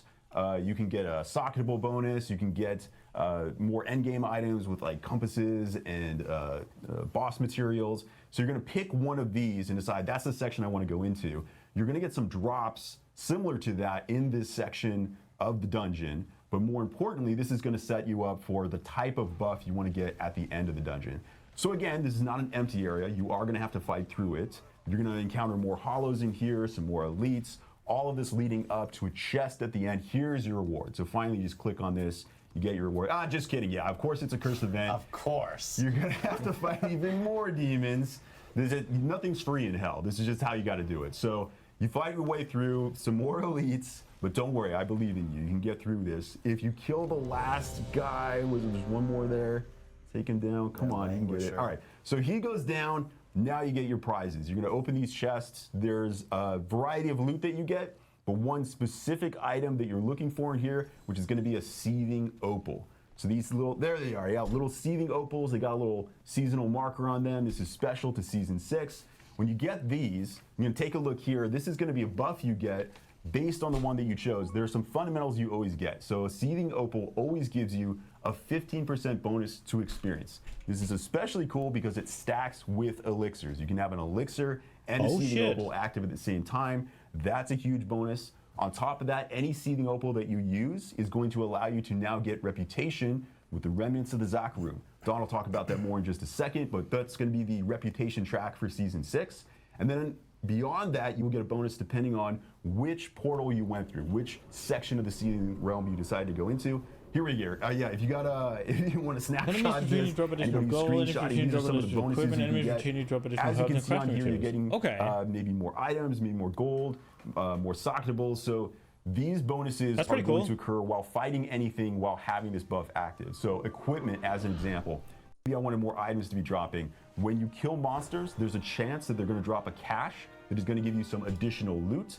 And if you're playing content in, let's say, further in the end game, that monsters don't traditionally drop loot, not to worry, we've adjusted that as well. If you play through the pit, as an example, we have added an additional drop at the end of the pit, again, that clocks based on which seething opal that you chose. You didn't tell me where I'm going. And the socketable one I should mention, that one is special to, you do have to have Vessel of Hatred for that one. This one is more for people that are trying to get more runes. So, you know, obviously you need to have Vessel of Hatred to get runes, so that's what's going to make this valuable to you. But it's cool to also see like boss summoning items on here, infernal compasses as well. Infernal compasses themselves are going to be very valuable because it's as Colin was mentioning before. That's cool. Like we saw what you can end up getting in infernal hordes and everything like that. It's just another opportunity to get more compasses for getting in there. Yeah, seething opal of Torment, I think is great. I think that grape flavored opal is going to be very popular. the grape one is going to be pretty popular. And a question I just quickly saw, because you mentioned stacking with elixirs, does it also stack with incense? Yes, it will stack with incense. There you go. So that's a triple stack of XP right there, which is actually really cool. Yeah. So that's awesome. So obviously, like we're seeing the rewards here, and one thing that you had mentioned, which was the Zach Room remnants. Like, what, Don? Can you like talk to us a little bit about kind of what that progression track is going to be? Yeah, sure. So these are the Zach Room remnants. You've probably seen these guys in Hawazar. These are the Crusaders with the rusty armor that have just been kind of bumming around since they failed to find Akarat's tomb. They have a very personal connection with Mephisto. You know, he of course destroyed basically the Zakarum order many years ago, and at this time they're still just not really ready to stand up and fight this at full force. Right? They've been dealing with cultists, and they're just not at their full strength. So You'll meet this Crusader right at the start of the season who will give you a very simple intro quest, basically, to guide you to kill a Realm Walker, clear a Seething Realm. And he'll be your point of contact for reputation rewards following that. So, you know, basically, we built this in a way that, you know, with the opals giving rep for all sorts of different activities, the idea is that you can, you know, go and kind of do whatever you want to do, as long as you're checking in periodically with the Realm Walker and keeping a stack of these opals on hand. It's very open-ended how you want to push this reputation track. Yeah, it is always nice to see that anywhere that new demons occur in the world, there is always some faction out there that's trying to take care of them and would appreciate your help. So the Zachary over here, they've had a rough go of it, but if you can help them out, I think that we can handle this problem. And they're not at their best right now. Yeah. You know, one of the things that I really like about the way we've looked at this whole package is that not only have we done a bunch of diligence in making sure that the story is taking part in all of Sanctuary, we're touching on some really cool lore stuff that has existed for a long period of time, but we're also leaning into a theme of giving the players more control over the experience. And so whether it's the choice of reward or being able to stack these rewards to get specific outcomes, you're going to see that not only in the season, so everybody's going to get access to this in the season, but we have that theme also creeping into some of the stuff you'll see with the Vessel of Hatred content in just a few minutes. Yeah. Yeah, so hopefully the hieroglyphs that we saw at the beginning, the designer, hopefully this makes sense now, right? Yeah. You build the Realm Walker to get the portal, you do the portal to get the opals, and then you go do you know, the MS Paint sort of shapes of all the other activities that are in the game. You can also just chain run the Realm Walker if you'd like as well. He's up very often, and I expect people will kind of, you know, go back and forth on he's how a often they're interacting with them. You might want to developer. stack a bunch of opals for the weekend or something, right? If you hate Realm Walkers and you're like, I just want to kill Realm Walkers all day, you can. What I love about the season is exactly that. You can get the opal.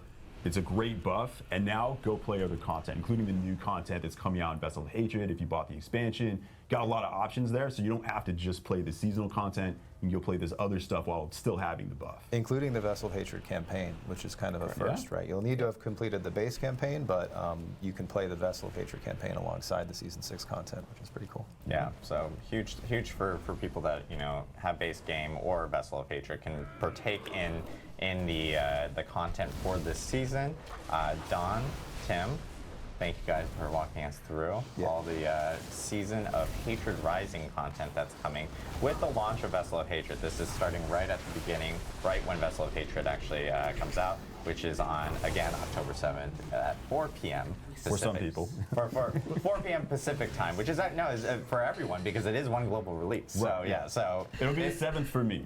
yeah. 7th for us here in California, but for other people, if you follow time zones, that's what it'll end up being. So we'll see Tim more during our Q&A at the end, but we are actually going to jump into some of the Vessel of Hatred features next. We're going to do another musical chairs, Benny Hill style, swap out some mics and everything, but we have a lot to talk about. We got Spiritborn stuff to talk about. We got Kuras Undercity, or Kuras Undercity to talk about. Been doing that quite often this week. Dark Citadel, and of course Mercenaries. So we'll be back with a whole new crew here in just a couple minutes. All of the musical chairs.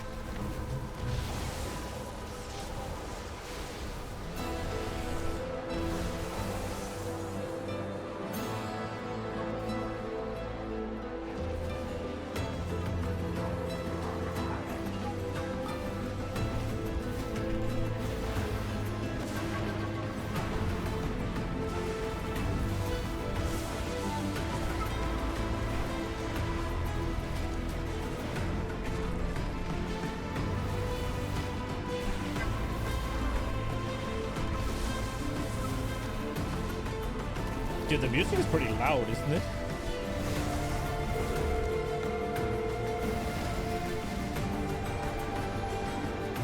It's not just me, right?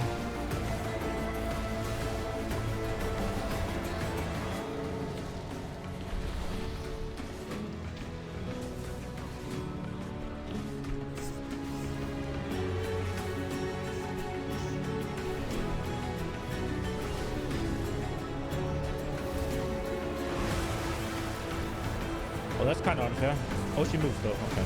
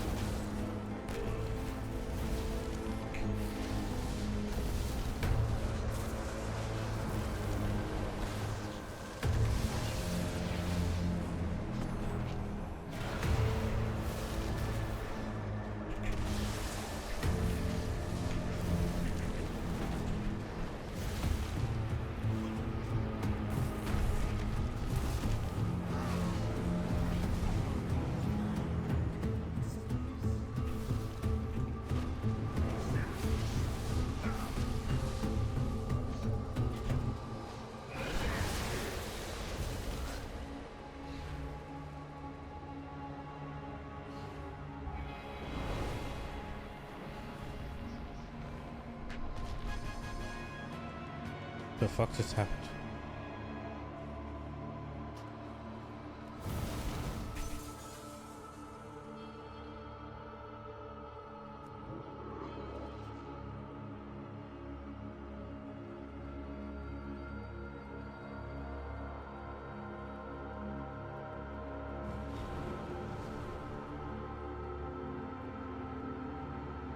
So the seasonal mechanic is a persisting buff throughout all the things?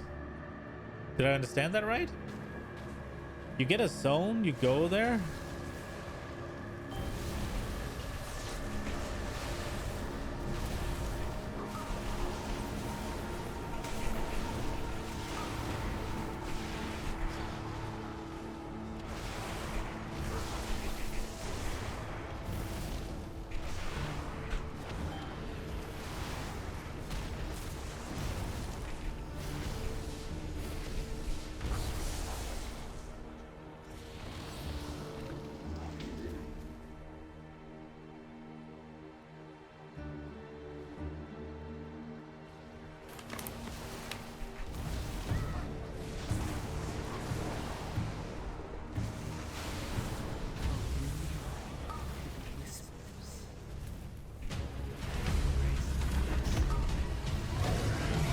Oh, there was one time.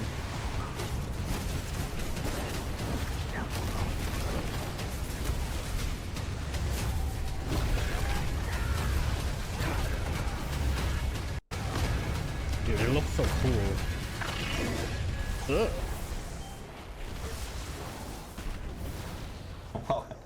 I'm in the middle of chewing a totally gummy. Welcome back, guys. We are here. Sorry, to talk about Vessel of Hatred content. This is all the new content that's coming to the expansion. We've actually talked about this before in specific moments, but we didn't do like kind of bigger, deeper dives on this beyond like the Spiritborn, where we had a separate stream on. But we actually even have additional updates on that. But I want to let you guys introduce yourselves. As you can see, Brent has now moved to being next to me. Just wanted to be a little closer, that's all. But Derek, do you want to kick us off? Yeah, hey everyone, I'm Derek Nunez, lead season designer, and I'll be chatting about the Kuros Undersiege in a few. Bjorn Mikkelsen, class designer for Spiritborn. Hi, I'm Dan Brace. I'm a lead game designer, and I'll be talking about Mercenaries.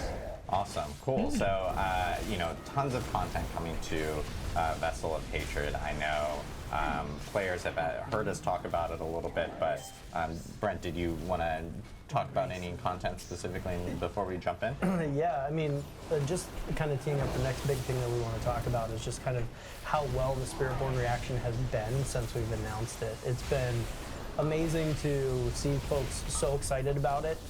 It's something that we've been pouring a lot of love into. We wanted to make sure they were adding something fresh to the game, and I really feel like we're there.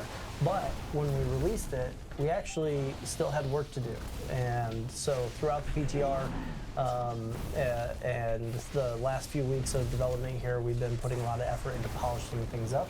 And I'm super excited to hear Bjorn talk about what we've got in store. Yeah, lots of internal testing. We have players actually check it out at Gamescom as well, which was really cool. So, as we all know, Bjorn was on our Spiritborn reveal stream, and he's back to talk more about Spiritborn. So here is Spirit Bjorn to talk more about the Spiritborn. It's hard for me to actually say Spiritborn now because I just say Spiritborn. So there we go. Awesome. Yeah. Yes, I mean, we've seen a lot of the sort of in development side of it, and we're just going to talk about a few kind of final touches, the final version of a few things that we want to hit on quickly here in this presentation. So starting off, we're going to talk about a couple of updates to the Spiritborn's passives. First off, we have 3 additional passives which have been added to the tree. Each of these kind of amplifies how the skills work that they relate to. So we have one for core skills, one for potency skills, and one for focus skills. And that sort of lets you kind of go more all in on any of those skills. There's also here on the far side of the slide an update to Noxious Resonance, which is one of Spiritborn's key passives. We really wanted to kind of clarify how this mechanic works, how it scales, and kind of answer some lingering questions about exactly how it works. But it's still largely based around exploding the poisons on your enemies. Moving on to another thing, we're going to have a small update to the Jaguar primary Spirit. I mean, all of that I'm not going to retain this will from still the fucking thing do anyways. lots of damage whenever you spec into it. It's all about damage with the Jaguar. But this has focused it a little bit more about multi-attack skills, high attack speed, and really like allowing you to ramp up the damage that you can get it. Because now it's also based around the damage that you did in a short window. So that lets you sort of echo all of that damage that you did, the faster you're attacking. Moving on to another small, or sort of medium-sized update. There was some confusion around Spirit Feathers, Storm Feathers, the Eagle Hull, how all that kind of works together. So this has been unified into a new concept just called Storm Feathers. What this is this is a buff that you can get. This increases your movement speed and it stacks duration. And now all of these things, they all speak to the Storm Feather concept. So you can get them, you can modify them, you can make them do different things, and you can even like use it to make kind of some crazy builds. I think we have a video for it where you can just kind of have feathers going all over the place as you're doing it, and you can even use like Temporine and various Paragon that increases Storm Feather potency that will speak to all of these aspects as well as the Eagle primary hull. And That then sounds pretty cool. moving on to the last thing we've got should be our uniques. So some of you might have gotten to see some early versions of these, but we want to kind of show off the final versions with all of their stats and all of their glory. So to start off, we have 6 unique Spiritborn rings. Each of these kind of emphasizes a combination of 2 spirits. And really lets you sort of tailor how you generate your resource to sort of make the build that you're looking to make. Then moving on to our unique armors, we showed off the Scorn of the Earth boots that turns your sword into evade, and everybody really loved that. A couple other examples, we've got Craze of the Dead God, which allows you to turn poisoning, all damage coming at you into poisoning damage, and then sort of throw that back out at your enemies in the form of Touch of Death, which is pretty neat. And then we've also got our helms. We have 2 different unique helms. One is focused more along the lines of letting you sort of mix and match spirits, while the other one is more about kind of doubling down on using a single spirit. And then finally, we have our unique weapons. We've got several glaives and quarterstaffs. We already showed off the basic one, but we're going to quickly show off sort of its counterpart, which is the one for your core skills. So this one allows you to sort of spam your core skills almost as if they were basics at sort of reduced damage, but when you're at maximum vigor, it ramps up to be a maximum size, guaranteed crit, just massive screen clearing version of the core skill. So we think that one's pretty fun too. And then lastly, I believe I have a slide just for, yeah, there we go. are drop tables for the bosses. So if you're looking to target farm any of these specific ones, similar to the other classes, you can kind of farm these based on different bosses. So take a screenshot of this and go for it. Awesome. Yeah, tons of updates. We've done so much internal testing. We've heard a lot of feedback because we have that deep dive blog. We've seen people theory craft. We've seen people actually play it at Gamescom. We've had a couple content creators like during the Spiritborn live stream and even during our kind of a preview event, they actually got to try it out and stuff. So hearing all this feedback and then applying some of the feedback and some of the internal feedback that we ended up getting and seeing all the changes here and updating everyone has been really cool to see. So thank you again, Bjorn, for walking us through the Spiritborn. The class is incredibly fun. Day one is what I'm playing for Vessel of Hatred. I think most of us are, but it's a ton of fun to check out. Next up, what we wanted to talk about is Cuirass Undercity. This is actually a feature that we did announce with Gamescom, but we didn't really get a ton of opportunities to really kind of dive deeper into what Cuirass Undercity is. So, Derek, you want to take us through this? Yeah, absolutely. So. The Cuirass Undercity is a brand new dungeon experience that our Vessel of Hatred players will be unlocking throughout the course of the campaign. It's appropriately located in the new capital city of Cuirass, but it's the part of town that's not recommended that the standard citizen venture into. It's a section of the Cuirass town that is still infested by the jungles of Nahantu and kind of overrun with the worst of the worst. It's Nahantu's most wanted inside the various districts that make up the Undercity. Throughout the course, as players are unlocking it, they'll meet a new character named Seahek that kind of teaches you the laws of the Undercity and how to commune with the spirit flames to traverse its treacherous depths, basically. So that's kind of like the narrative setting for it, but let's dive into the actual experiential standpoint, which we see here already. So the Cuirass Undercity is an intense multi-floor time attack dungeon where players will be racing against an aggressive countdown timer to reach the district boss with as high of a rewards upgrade meter built up as possible and try not to let that timer expire. Some fun little novel wrinkle here is that killing certain monsters we refer to as afflicted will give you time bonuses to extend your time in the Undercity. And just killing monsters in general and completing dungeon activities will build up this reward upgrade meter referred to in-game as attunement. As far as the Undercity's role, it's one new novel leveling content, but its power really comes into the fact that it's brand new opportunistic content that allows players to make very efficient, very specific progress towards rewards goals as the opportunities arise. I'll dive deeper into that in the next few slides, but for now, just want to kind of set the stage that the Undercity does not necessarily have any objective aside from get to the boss, beat the clock, and do so with the highest amount of rewards upgrades built up as possible. How the players go about doing that is entirely up to them, because this is, again, a dungeon that celebrates autonomy, flow, and variety. And this is a good example we were talking about earlier. When we're looking at the new modes that we have, we want that player agency to come back to the player. Yeah. Play your way. And I think this is a perfect example of that. Yeah, absolutely. So let's dive into the next slide here. Cool. So I mentioned opportunistic content. And this is where the Undercity's primary role in the reward structure is. So we have dungeon keys that grant you access to dungeons. The Undercity's version of a dungeon key is in the form of tributes. So you can hop into an Undercity run without a tribute, just do the thing, the base run. But when you start applying tributes, this is where we allow you to define the specific reward upgrade opportunities of your next Undercity run at the cost of increasing the run's challenge.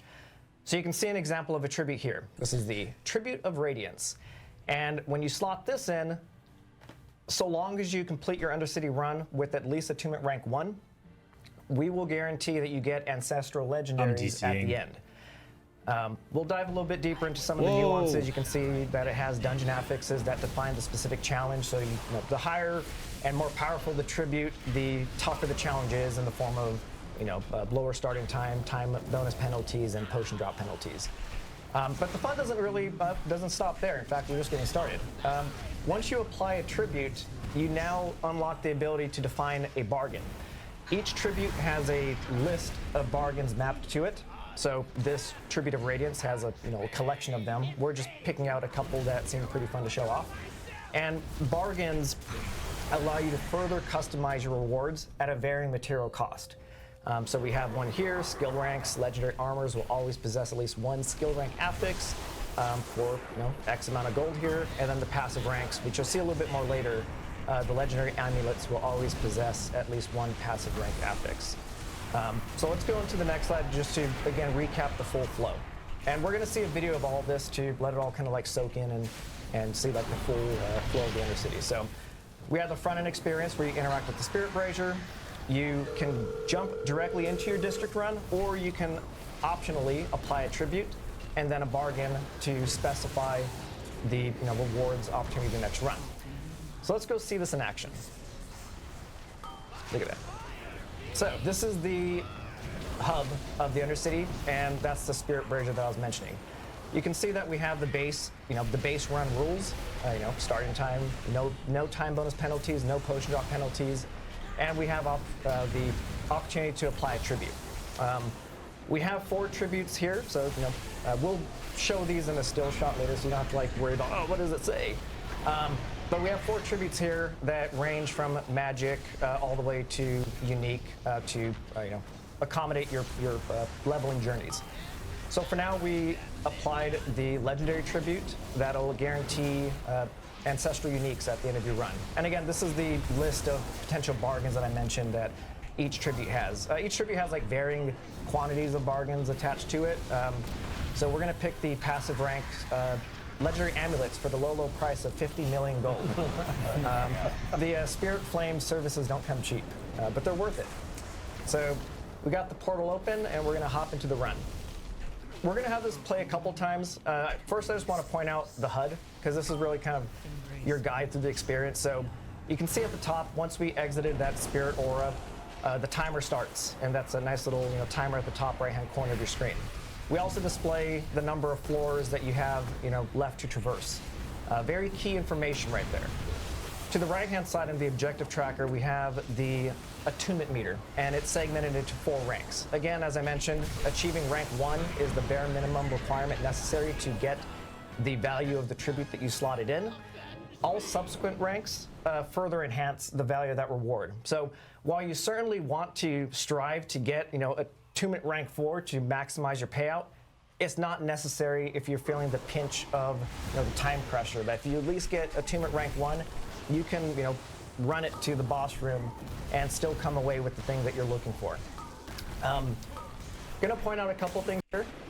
You might have seen, let's do the Spirit Beacon. So the Spirit Beacon is one of our activity types, and completing it both gives you attunement, a good splash of attunement, and it applies a momentary spirit buff that increases your movement speed and reduces your the skill cooldowns.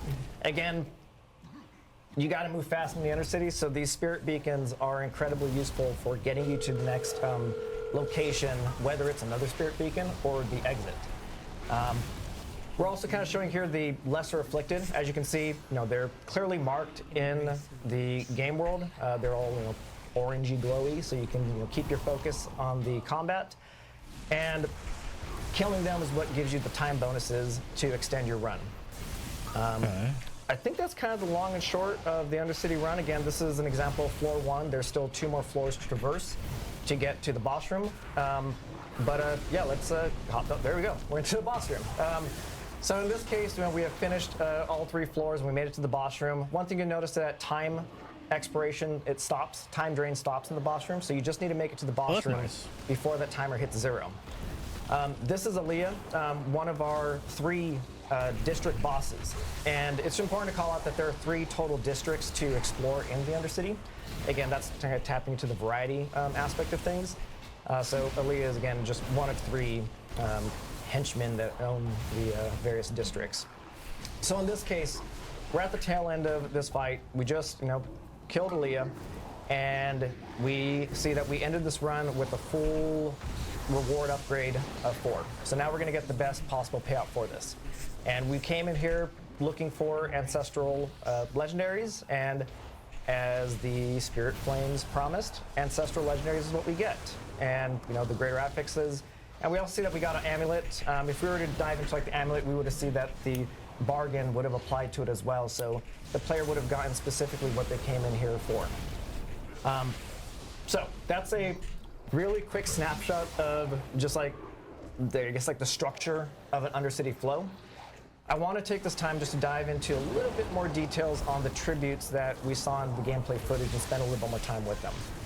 So this is an example of 4 of our 8 total tributes. These are hand selected primarily just to showcase how the tributes are tuned to progress with your leveling journeys. So we start off here with the tribute of growth. This is usable in all difficulty levels. This is the tribute that rewards additional experience when you complete the Undercity. That makes sense. So this is great, for leveling up your alts, leveling up your character in general. And you can see here that we start applying the first of the, penalties or challenges for this, in the sense that we have lower starting time. Sounds essentially just like we Mythic actually Plus, incur honestly, time where I bonus get to penalty pick now, and we have potion drop penalties. where I get to pick the affixes. Something also to note is, this is just found randomly in Sanctuary, so as you're just doing your standard leveling stuff, like the Hell Tides or whatever, you will get these types of tributes to say, point you to the Undercity every now and again. So let's go back to the tribute gallery, as I like to call it. Can we go back to that last slide that we had up there? There we go. Yeah. All right, cool, thank you. And then we get to, from there, it just gets progressively more challenging, but also progressively more rewarding for the players. So Tribute of Harmony rewards guaranteed runes. This is a Torment tier difficulty. And you can see, we just amp up the challenge with each one. The Tribute of Radiance is the one that we just saw in action, that we guaranteed Ancestral Legendaries. And the Tribute of Ascendance is an example of kind of like the cream of the crop tribute. Unique tribute that guarantees several uniques with an increased chance of a mythic unique. No, what was jumped? And I just want to call it out here that I know that the last 2 tributes say that they're resolute tributes and they only apply rewards to the player that offered it. We do have variants of both of these that work in party, so that whole is covered. The rest of the tributes that don't have that distinction, they reward everyone in the party. It's just these last 2 that kind of have that little asterisk on it.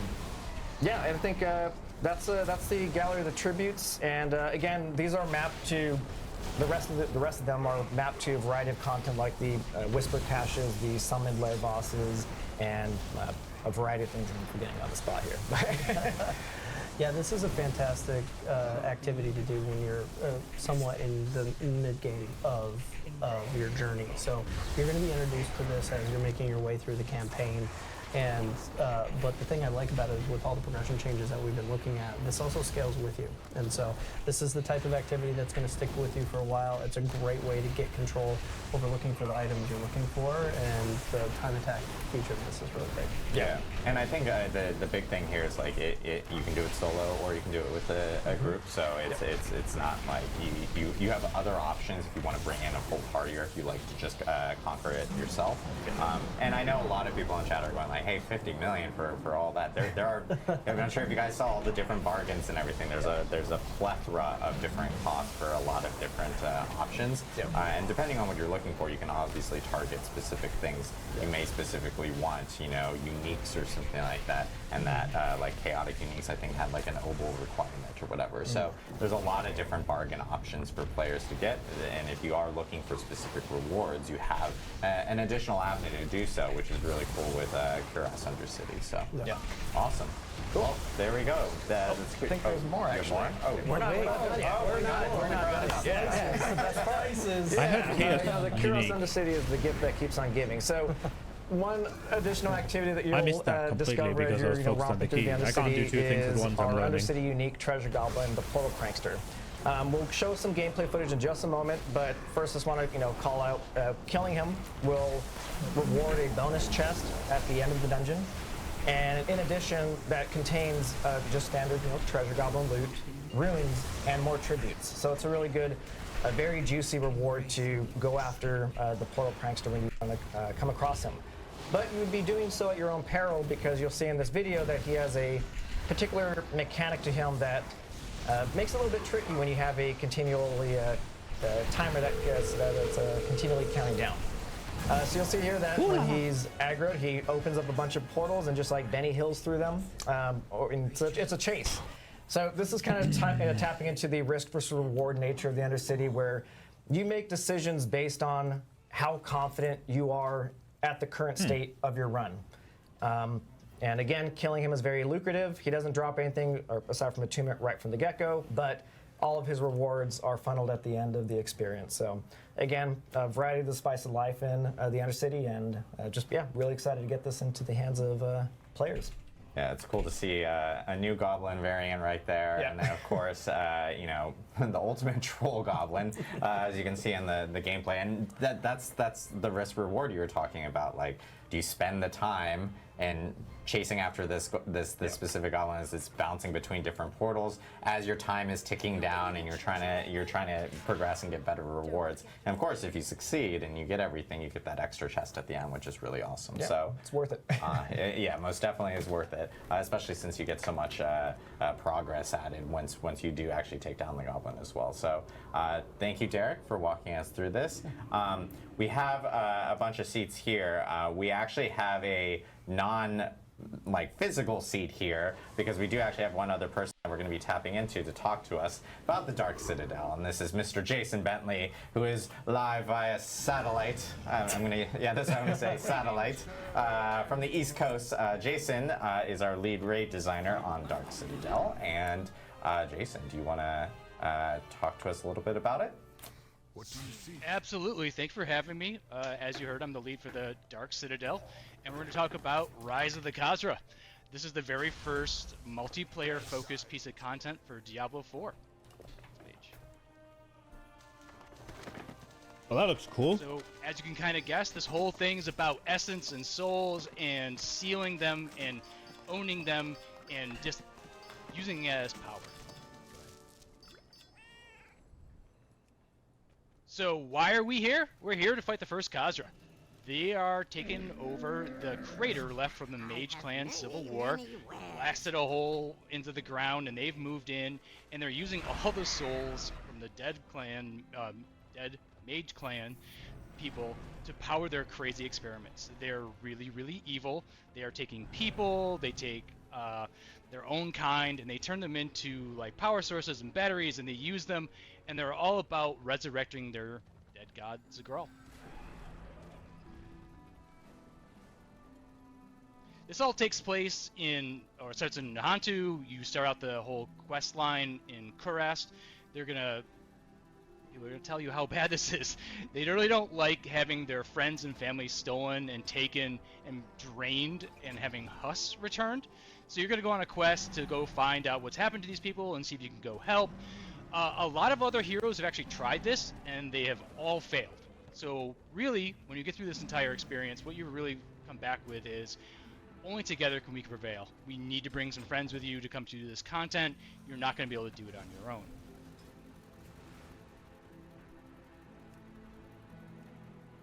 Once you get through all of this actually only happens at Torment 1. So this is not a early leveling experience. This is something when you're really into the game and you really need to like move your build along. So once you enter Torment 1, you can go on this quest and access the Ancient Nexus, which is its own town space with a waypoint of all of its own, which gives access to the 3 dungeons you can see here. These dungeons have multiple boss fights in each one, and they each take a little bit of time to get through. By multiple, you mean 2, or? Practice will help you optimize these runs. Experience will help you show expertise and shepherding other people to show them how to complete these mechanics. Yeah, because you really want to do that, Communication is not required, but it definitely leads to better outcomes. You're just going to do a those? lot of new challenges and mechanics, and there's really no mercy for the hardcore players, so you have to be good too. As you can see right now, we've actually got one party split across 2 different realms, doing different mechanics and helping each other and coming back together to bring down the boss. It really takes at least 2 players. I kind of missed everything about the Spirit Bond because I was doing the key. Wait, did I mute it? Yeah, multiplayer boss fights through the entire you get experience. A little mace and you gotta get stronger together. It's tuned for 4 players. 2 players can do these mechanics, but it means you have to handle the mechanics and the monsters and the bosses by yourselves. We're not going to duck the difficulty for fewer players. We have lots of crazy mechanics going on. We've got people relying on each other to get through all of this. There's a lot of hero moments in this content. Why can't you do it solo? The best moments we had when we were playtesting this is somebody's dead and the other person's running around and they click the switch or they res their friend right in time to jump through the portal or kill the boss, and everyone's just screaming and having a great time. It's really, really fun to work together and see those moments where, like, depending on your party members, really pays off. Dude, ARPG is like 99% solo gameplay. Why are you forcing this? For the Dark Citadel. Fuck, they're ugly. That's these cool. are the newest, smartest monsters you have met. These are the first Khazra. They're pretty evil people. Shout out to the first Khazra Monster Family team. They did a great job on all these guys. They are awful. They're decadent. They're sophisticated. They use a lot of magic. They do a lot of crazy things to, like, bring down the party. Wait, how do you get more arms? These are cool looking enemies. That's for sure. I know with at least Dark Citadel, of course, there's always awesome rewards that are kind of associated with this. Jason, do you want to talk to us a little bit about those? What key did you get, Sylvie, by the way? Absolutely. I think we have that queued up. Yeah, let's see if we can get that queued up here. The joys of Well, we do have. We did it. Oh, actually, a quick quality of life improvements here. We actually have a marker system to help parties get through the experience. You can just drop them into your emote wheel, and then as you're running through the experience, you can use those emotes to indicate to your friends and party members, hey, I found something of interest, or hey, it's over here, this is the way forward.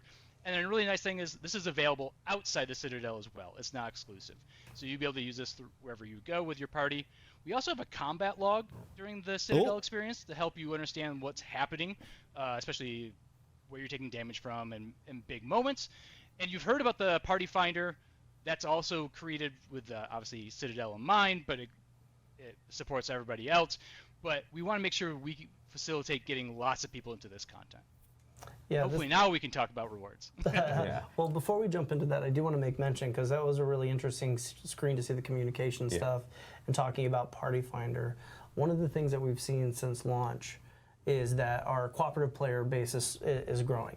You know, it's growing steadily. It's crafting for and so we wanted to make sure that we did a couple of things. My shaman has it. I'm working on it. We wanted end game content for them. I haven't put any That's points in yet. That's what this is all about, is making sure that we have that and I don't have the gear aspirational end game content for folks who like to play with their I might friends. be able to put in enough points. The other thing is that we know that we could let this spread out into more segments of the game. And so the Party Fighter was originally a discussion that we had for how to support the Dark Citadel. If you buy all rank 3 stuff, but I don't know if that's cheaper than commission. Benefiting all the other activities in our game as well. I can simulate it if you want later. You're seeing the early stages of us really expanding. But I can probably only do getting ring people or neck. together in the content that is the best inside of the game, and so it's really exciting. But it does boil down to that communication, and that marker system is something that can be both used in the Citadel as well as outside of the Citadel. Yeah. And I think that that's going to be really valuable for accessibility for a lot of folks out there. Yep, most definitely. All right, now on to rewards. Now we'll talk rewards. There you go. Sorry, I had to get that in there. Absolutely. So you're actually chasing a weekly reward that resets on the Tuesday or the day of the week that we set. So really, that's going to drop a massive ancestral loot drop each time you pop that open, which only happens when you complete all 3 dungeons. You're going to want to chase that thing. That is a huge, important drop for fucking a week. Weekly reset. But beyond that, there's lots of rewards for repeated runs. The Citadel coins are going to allow you to purchase all of these consumables, and you can maximize the number of coins you get per run by killing treasury monsters and playing on higher difficulties. Like, it really scales up the Citadel coins you get. And why do you care Damage about those? by 5%? These rewards these consumables really make it easier and more fun to play with groups and parties. Why? But it also allows purchase of the Scroll of Restoration. So if you want to just chase down and buy scrolls, this is a great place to do that. sick slide for a production right there. We're doing this live, right? Yeah, exactly. No, that's actually really cool to see. And, So you earn again, the coins scroll to buy the restoration being a tempering things? reward Okay. in Dark Citadel. And like what we talked about earlier, you actually do get 2 guaranteed ones in the season journey. Yep. And at the same time, those are something that you can find all around the world. But Dark Citadel is like also just like that guaranteed way of being able to get it as well. So there's a lot of different variety of rewards. But it goes beyond what we just showed right there. There's actually some really, really cool stuff as well that I know Jason wants to show off us.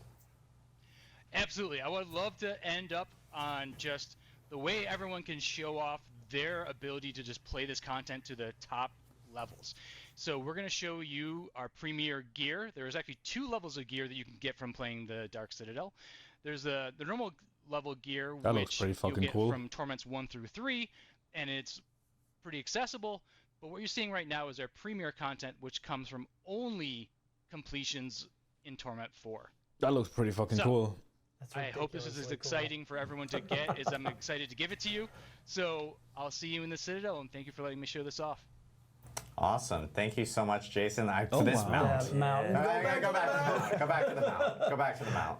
I know you were probably like, oh, we got to scroll through everything. Okay, there we go. The mount is sick.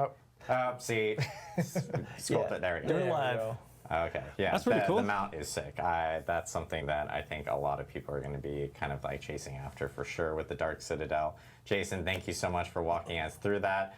Really excited for it. And what's cool is like You better as get Jason your ass mentioned, in Dark D4 Citadel so we were itself, doing the Dark you can Citadel. do it with the group of 4. You can even attempt to go for 2 people if you're really skilled. You have that option of being able to do it. The Party it looks Finder really feature fucking now cool. being part of the game now. You can actually access Party Finder, find other people that may want to jump into Dark Citadel and group up with them. And of course, we have the additional communication tools with all the different pings that you can end up using and markers that you can end up using to help kind of guide that whole entire group there. So lots of cool stuff coming with Dark Citadel, really cool endgame content that's coming to Vessel of Hatred, and we can't wait to see people jump into it. Kinda Can't wait sad to you jump can't do into it solo, myself. man. But of course, we have one last topic that we do want to talk about with Vessel of Hatred, and that is our Mercenaries feature. That is something that we did announce during Gamescom, but we do want to go into a little bit of a deeper dive today on that specifically. So Brent, Dan, do you guys want to take us through Mercenaries? Yeah, just to kick it off, Mercenaries is one of those legacy features that you've seen in multiple Diablo games. And when we started talking about this very early on, we're like, what is the approach that we can take that really complements everything else that we're doing in Diablo 4 that is different? Obviously, we've been touching things like itemization, and we've been doing a bunch of reworks on class builds. So we knew a couple things here. First, we wanted to make sure that the system was built in a way that could complement your build type, right? So every build type has a little bit of a soft spot, and Mercenaries is a really good way of, you can level them up in a way that can actually fill in that soft spot. And the other thing that we really wanted to make essentially sure your build's of not is gonna that work if you're playing they group. were always useful. And you're right? bringing out And group so content. As you play along the game, Gotcha. you're interacting with them Good idea. in way different ways than you would just by leveling up and using them basically as a power item, right? And so the way that we folded this in is far more robust than we've seen in other systems in the past. And yeah, I can't wait for Dan to show it off. Awesome, yeah, let's dive into it. So I think we can go to the first slide. Awesome. So we announced these characters at Gamescom, and these are the 4 mercenaries that you're going to meet as you play Vessel of Hatred. Early on in the campaign, you're going to meet Rahir, the guy in the middle, and you're going to lend him a hand in kind of tracking down these other characters, doing their quest lines, and unlocking them. And they're like really involved quest lines. They're pretty awesome. They have cutscenes. They have a lot of narrative and backstory where you kind of get to know more about these characters. And they have a lot of personality, so they're pretty interesting. And we really want to make them feel like characters that live in the world. They don't just sit in the hideout the whole time when you're running around, and you might see an event where they're actually participating in the event. So you may even run into some of these characters before you unlock them. Cool. So today they I'm don't going to look cover cool at all. a little bit more detail than what we announced at Gamescom. Well, the hot women. I'm going to talk about playstyle and perk for each mercenary. I'm going to talk didn't make about it. reinforcements, which is a new way to interact with mercenaries. He is not fat. He's and then we're going to talk about on that bartering one, at and least. He's progression fucking again. ripped there. Holy shit.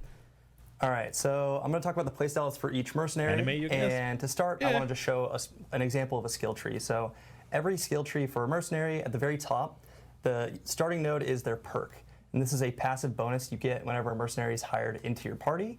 And they're pretty awesome. They're That's really not a powerful. skill Hopefully when tree, you hire a that's a merc, skill you feel branch. like they're changing the way you play.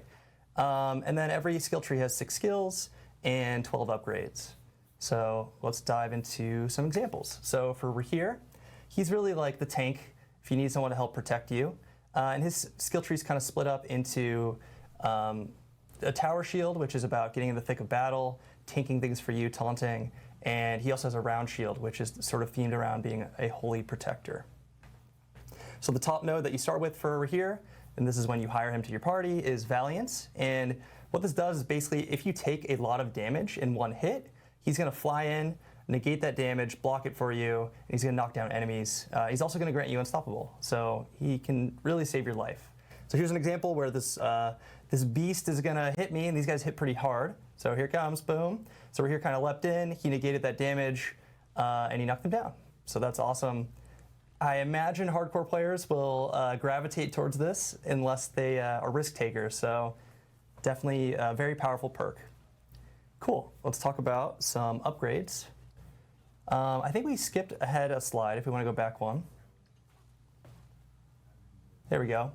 Cool. So here's some upgrade examples on Rahir's skill tree. The first one, Draw Fire. We're going to show a video in a second. Whenever I use a healing potion, Rahir's going to taunt enemies near him. So if you're in danger, you need health, it's going to help save you. Iron Wolf's Virtue, when Rahir's Valiance is triggered, he heals you, and his cooldown's reduced. That seems kind of useless though, because it's when you take a big hit, he'll take it for you. Which some D3 Crusader players might love, where he chucks his shield, it bounces off some targets, and this kind of marks them, so you can sort of play whack-a-mole, and if you hit those targets, you'll get healed back. So it's another way to keep yourself alive. All right, cool. Let's check out an example for Draw Fire. So you're going to see I use my potion. The UI would help you show it, but yeah, I used the potion right there. Rahir taunted everybody. Sweet. I did not die, and I'm happy. All right, let's go to the next one. So Varyana, we call her the Berserker Crone. She is a reformed cannibal. She's got a pretty interesting backstory. I love her personality. She's kind of zany and crazy.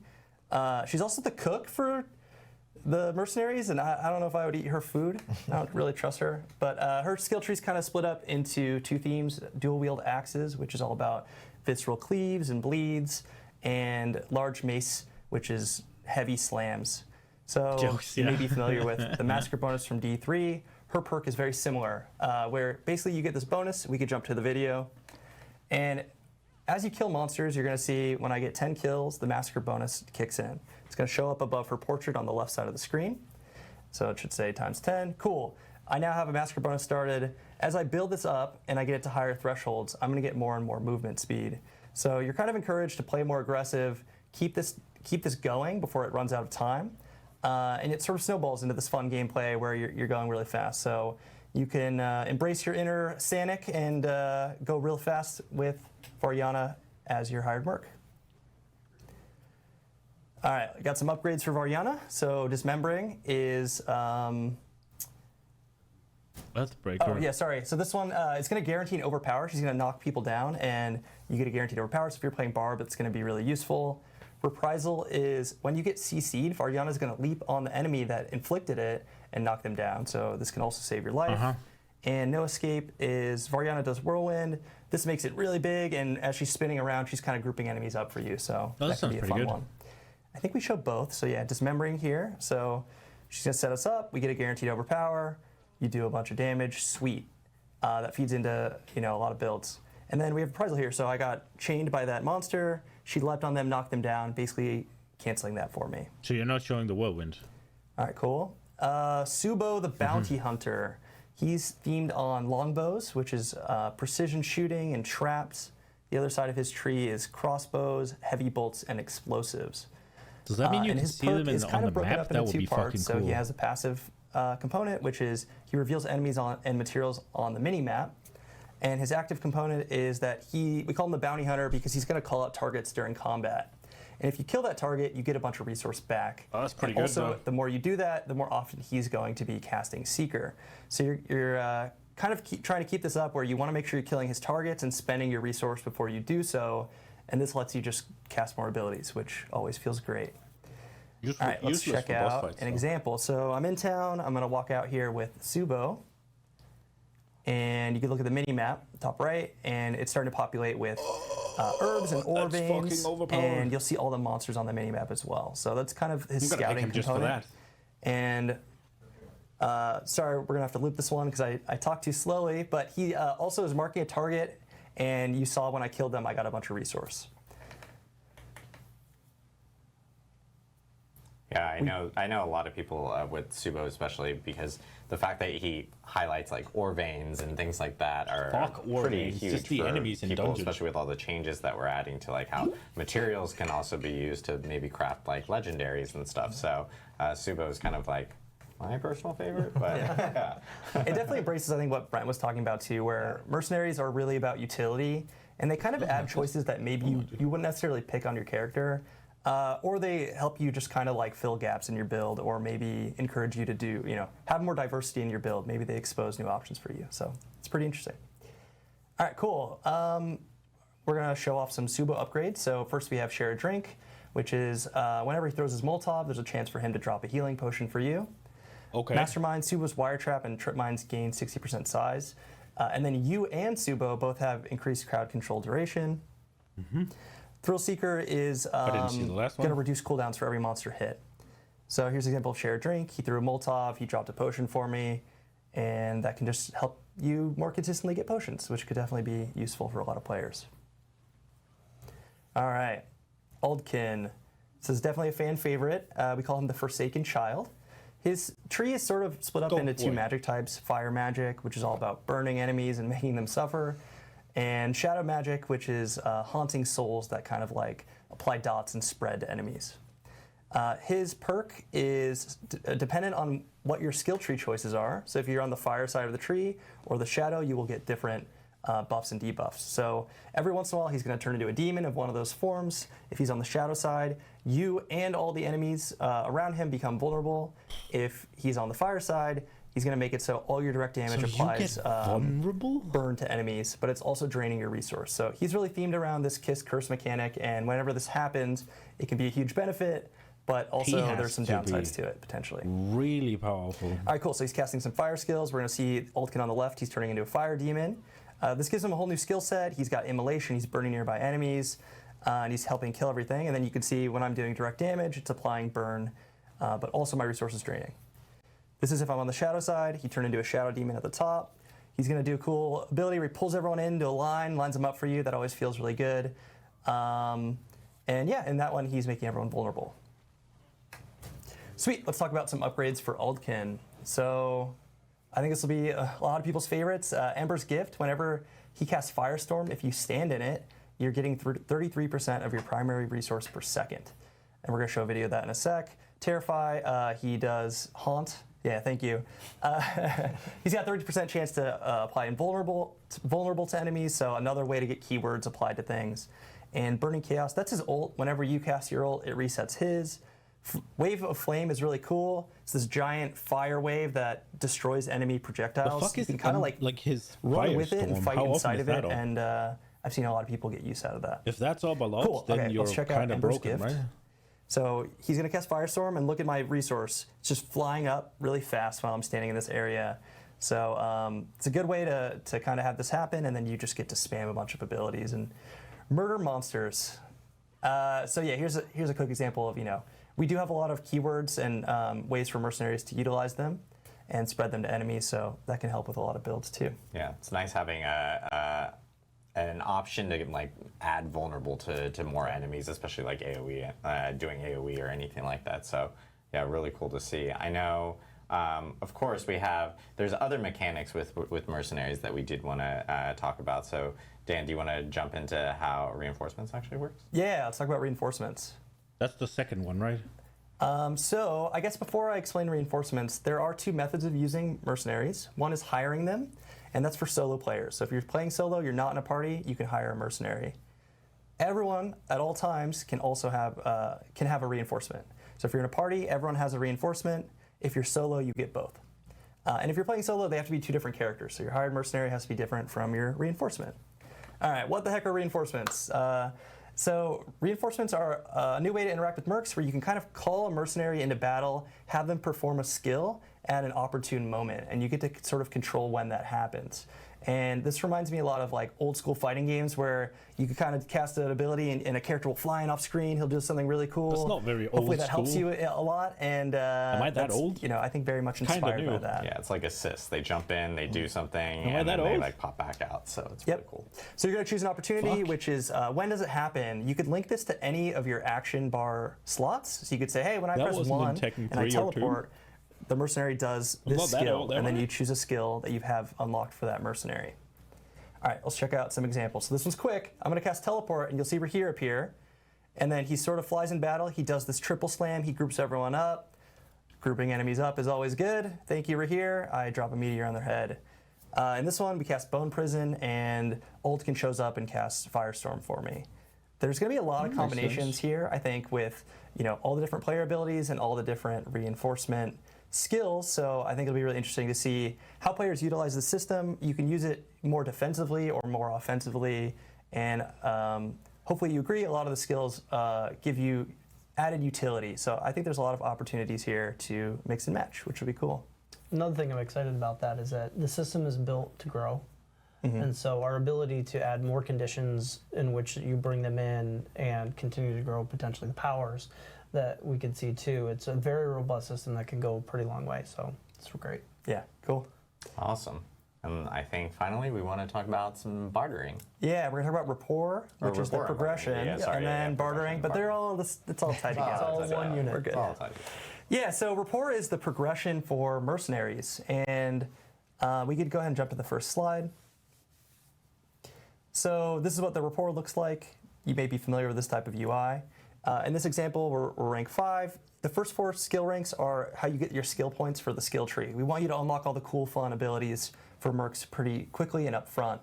After that point, it's all about upgrades for bartering. And bartering is, we're going to show it off in a second, but progressing your mercs improves the bartering system, which is kind of a way to trade with mercenaries at the hideout and get really useful items. So the very last rank, we hovered over it quickly there, you can actually repeat the very last rank for mercenaries and continue to earn the currency. So if you say, hey, I really like Oldkin, I don't want to level anyone else up, you could just keep playing this character and you'll keep getting resources.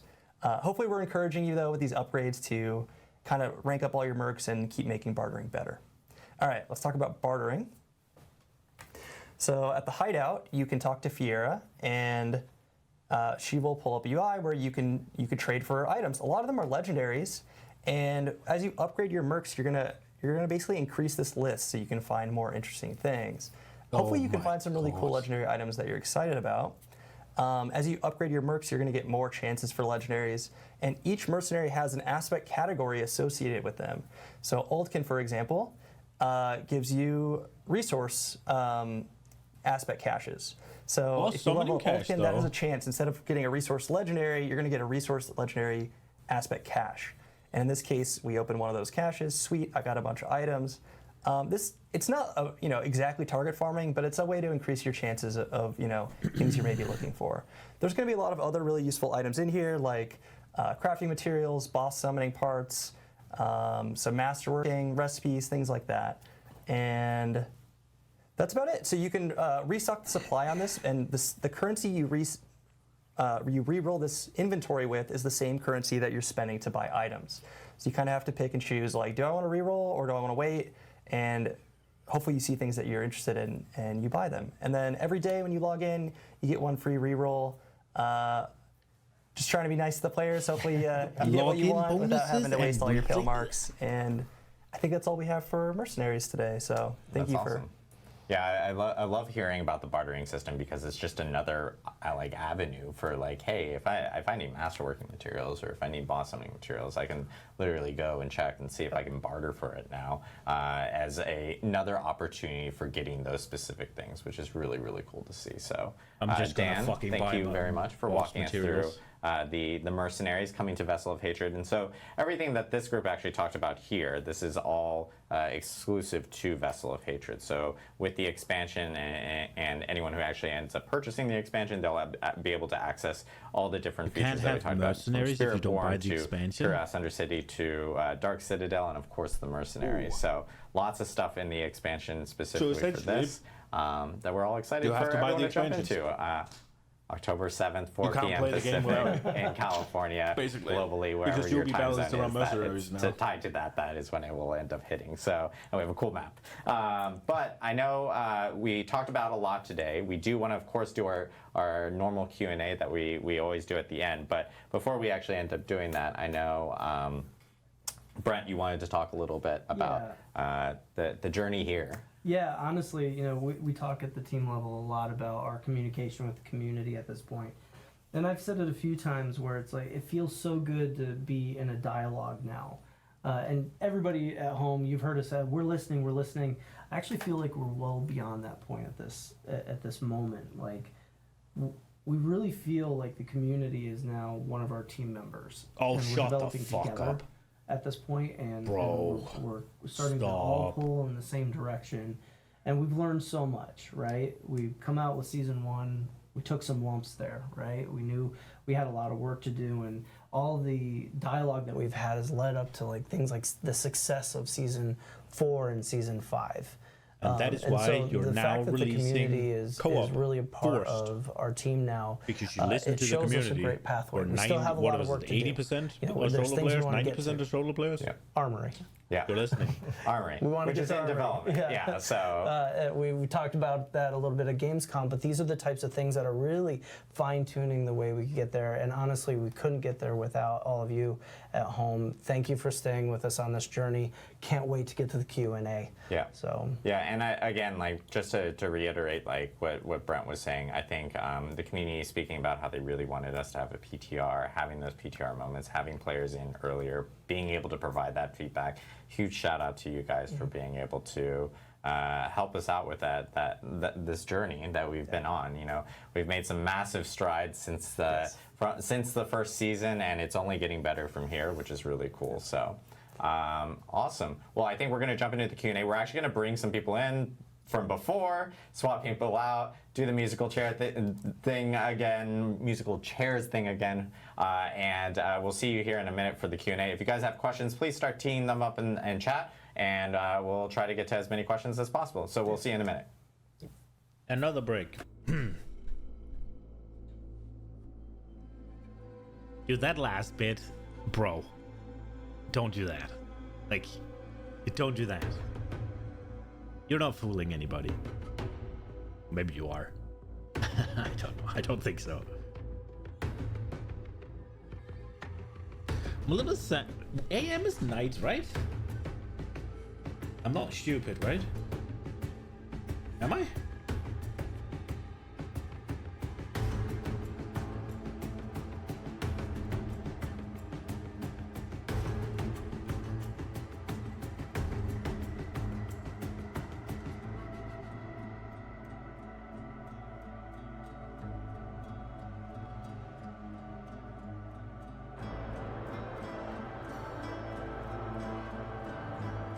Meridian and post meridian. I'm not stupid. It's in the middle of the fucking night. I'm not playing Tuesday at 1 a.m. I have to go to the gym Wednesday at 8 a.m. Maybe. Let's see. So I'm not going tomorrow. I'm not going Friday. I'm going Saturday, Sunday, Monday, break Tuesday, going Wednesday. Hopefully.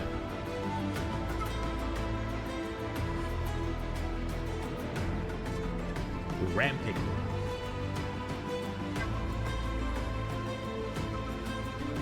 The music is kind of loud, isn't it?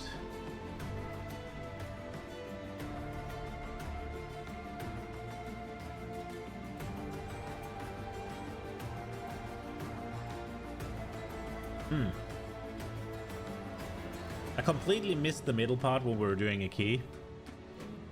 I could not focus on two things. If we were doing mists, maybe I could have, but Grim Patrol, I have no idea what's going on in there. Zero idea.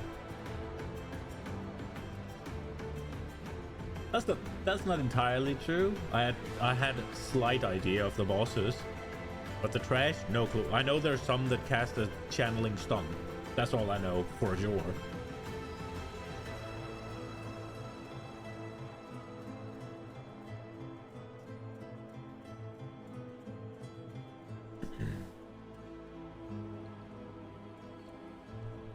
Dude, how long can it take to fucking swap chairs? Is it because they don't have as many mics? Because they could have just mic'd them up before. But I guess they share the mics?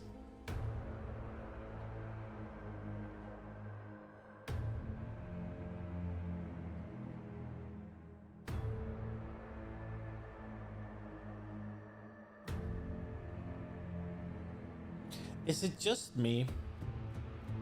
Or is it kinda stupid to screw over Europe for the playtime? What if you, like, if you literally moved it back, what, 4 hours, you're gonna hit Seoul a little bit bad, yeah?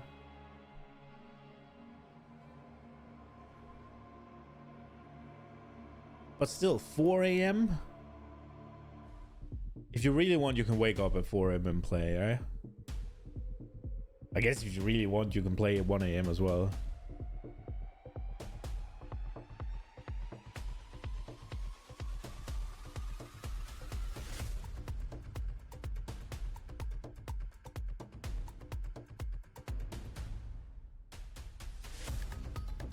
But the way they've released it, a lot of North America can't play on release because it's mid workday. A lot of Europe can't play on release because it's too late for workday.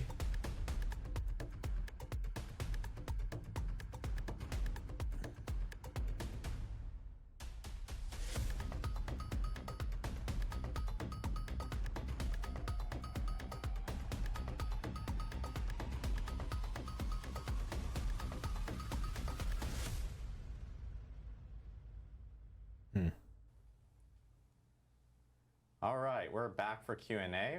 Welcome back, everyone.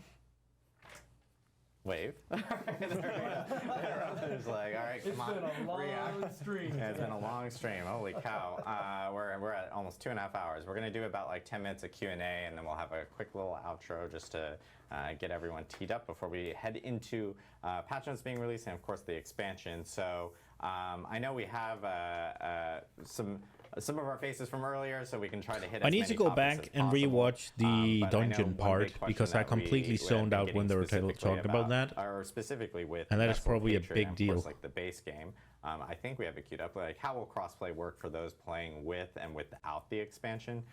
This is actually a really good question because, you know, people are thinking like, oh, are you guys like funneling them off? Or like, if you only have Diablo 4, they just like shunned off to some island or something like that. And that is not the case. You can still play with friends who may only have the base game, even if they're on Xbox and your PC or PlayStation and PC, et cetera, et cetera. So there is that option. They're going to want to funnel as many Vessel of Hatred players into the ones that don't have it. I know that wherever let's say possible. you owned it on PC and Battle.net, for instance, and then for Vessel of Hatred, but then the base game was only on Xbox for your own personal Xbox, and you jump back over to your Xbox.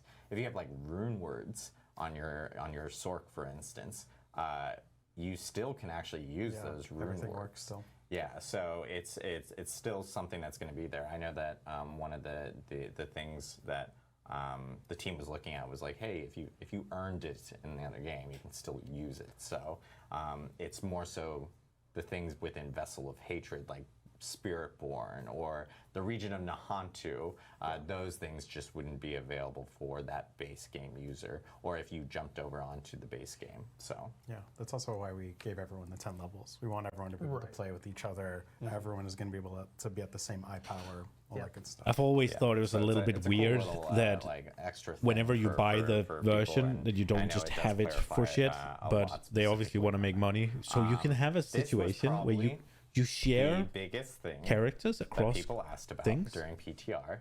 And so, Brent, this is from Razzle Dazzle Darius. This is actually from a lot of people.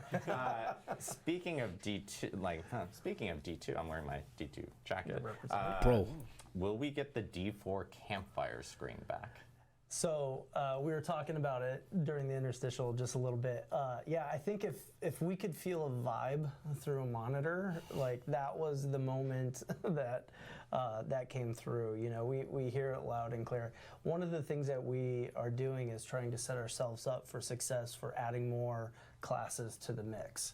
And so the Campfire is one of those things where we're taking a look at it and trying to figure out how that would work. And so we updated it where we are kind of like really in, and you don't get that initial setup. So that is something that, like, immediately when the feedback started coming through, the team started to mobilize and talk about what we can do. Turning it around in time fast enough for like Vessel of Hatred was, we had other things like balance and polish that we really wanted to pay attention to, make sure some of the UI elements for some of the new features were in a good spot. So we hear you. I love the fact that the nostalgia means so much. And so the team is actively talking about You fucking see that screen Awesome. once, Yeah, that twice, was, 5 times very, a season. Very popular topic Who the after fuck PTR. cares? They're like, "Where's the Campfire?" Every I can moment. see like the I mean, it flames is kind of, like, cool. in the screen, but where is like the full-on Campfire? Yeah. But we have a question from Ram Zero, which is, will there be more renown and statues of Lilith in this expansion? How does that specifically work? Yeah, we're not going to be doing statues of Lilith specifically. We're going to be having a new statue type. The tentative Baccarat. Tentative Baccarat, which is, it's not going to give you any points, but it is working towards renown. And so there's still a lot of discoverability in the zone, but we're Is it giving you shifting permanent things to buffs? work more for renown. Yeah. And statues of Lilith, of course, are still in. They still exist. in They the still give base the stats. Thank you for clarifying. Yeah. The stats, we're just not giving stats for the tentative Baccarat because we saw how frustrated players were with like having to do this sort of activity to get more powerful. Yeah. So it's a lot more leaning into the collectible aspect. Yeah, we didn't want these to feel like a chore that you needed to do in order to progress your player power. It's all about the discoverability, right? Yeah. In the new zone. Yeah. Agreed. And I will say that the other thing with renown specifically, like we made changes. Something we talked about. on during one hand, I PTR, kind of but want the we kind power. of, On the other hand, I optimized it a fucking little don't bit want to better go because hunt there was, like, statues Paragon again. points at the last tier of renown, and that's actually been like We swapped reduced it. back around now. So it's more of like the Obel upgrades are at the last tier. It's easier to get that potent power from Paragon. We also just sort of reduced how much renown you need for a lot of these things. So if you missed out on renown when the game came out, it's a lot easier to get that power. Yeah, it's good way for people, like especially friends who maybe are jumping into Diablo 4 just to like kind of catch up specifically from that end.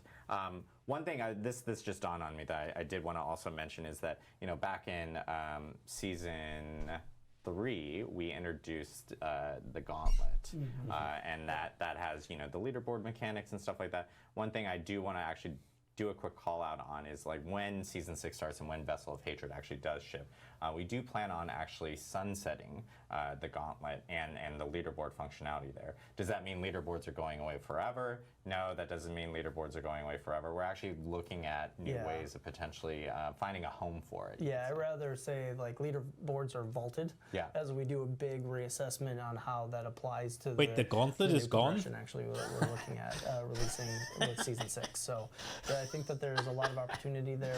That didn't take long. Why not we've fucking made so keep much it? change. It's a time to take a deep breath and then It's take a look at there. the things that we really Let want people to invest do it. into. There's probably 3 people that really enjoy it. You probably Almost made forgot it. about Just that. I leave wanted it. to mention that. There's a question from Aviance, which I'm is sure saying, there's like, 3 hey, how does people who group likes finder it. work? This was actually available during PTR, and I know not everyone got to experience PTR, but kind of like Party Finder itself, of course, you know, you can use it across multitudes already of activity there. from Dark Citadel, beyond Dark Citadel, which is being introduced in Vessel of Hatred, but it is a feature that you can also use, or that allows you to actually use filters and different ways of searching for specific groups and people. So we do recommend jumping in, checking out the Party Finder. It's actually super, super awesome. And I know there's going to be improvements that will continuously be made to it. Yeah, another system that we're trying to develop. Yeah, let me do Party Finder, we got it out because in it's PTR, so we tried to do an great initial round to of party up feedback, with different types of randoms filters and that have we to could check their potentially fucking see, achievements, as we add and then the you get a activities to the shitter game, that we wanna make doesn't sure like that those fucking are know what a plugged into it controller as is, well. and We he do plays think that with this his is gonna be a asshole. ton of fun if It's you're great. playing together, and so we've It's a designed ton it of to do fun playing exactly with that. randoms when your success depends on them. It's great. Opals and tributes that we kind of showed off. Tributes, Bro. of course, being part of Cuirass Undercity. Opals being part of the new season. This question was from PVE Sweat. Great name. That should be a typo. Are these actually because that should be I think the initial reaction is seeing some of these new consumables. So Tim, I think this would be a question for you. Like seeing these new consumables, are they actually like stackable in inventory? Like how? Yeah. You can stack them in inventory. In fact, if you want, you have the option. You can go just farm the Realm Walker over and over again, get a whole bunch of the opals, and then just okay, I'm going to play now for hours and hours with the buff active. If that's something you want to do, and tributes as well are stackable. Awesome. I did like the fact too. I don't know. I can't recall if we mentioned. I it, need but to you see get that 2 as good as tributes well. with every drop. Yes. And so you don't. Or, sorry, 2 opals. 2 opals, sorry. Yeah. So you can like use one now and save one for later, and so you can really determine like you can actually stack these up for a longer play session later on if you wanted to play in the weekend and actually really dig in. There is a question regarding mercenaries. It's actually a question I've seen. Maybe it's a 2-parter, but a lot of people are asking specifically like, hey, how does the progression of mercenaries kind of carry over? Is it something that's across like the whole entire account, or is it like from season to season? How does that specifically work? Yeah, so they're partition wide. So if you're playing in the season and you unlock the mercs and you progress a bunch of them and then you roll an alt, that progression is still there. But we do reset every season because it's a part of the power journey, and we want to make sure you're doing that. But as you're playing, there's a lot of benefits Don't do that. to Who's doing investing that? into them, especially if you're going to roll a second class.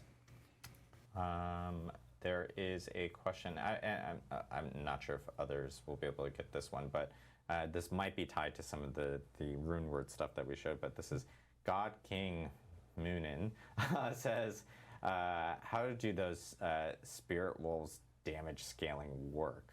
I think they're talking specifically about the rune words that we were showing and everything like that. Whenever they say God King, the only thing I can think of is God King Scorvold. Spirit wolves Fuck, I missed are that not guy. currently scaling with things like if you have summoning damage for a necromancer. I too have proven my worth, Odin. I am God King Scorvold. So I don't believe they'll necessarily scale with those sources. I'd have to check on These precisely which mortals ones dare not it challenge does. my claim to But the that's definitely ages. something that we're aware of and really want to make sure that we can deliver on that fantasy, and we'll be looking at making Give up updates the ages, or to die. minions and summons as a general matter going forward, to really make sure that they're scaling with the right things that players expect, to really make those builds feel natural and synergistic as you would expect. So that's definitely an area of focus for us moving forward.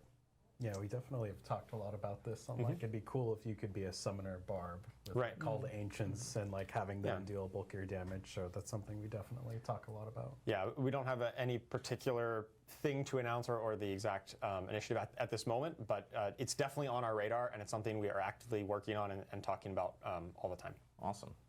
I know that I am the Berm asked, this is back to Tim actually, because I think you had mentioned like, oh, farming Realm Walkers, and they're going like, okay, so is it a world event? How often does it spawn? Like what, like, do we have like specifics on that? We can help clarify on that specific question.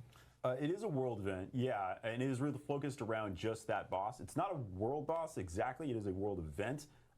Like was explained by Dawn earlier in the cast, You have to kind of follow him for a while before you're allowed to kill him. But it is something that you do with other people in the area. There's likely to be a bunch of other people helping you take down this boss.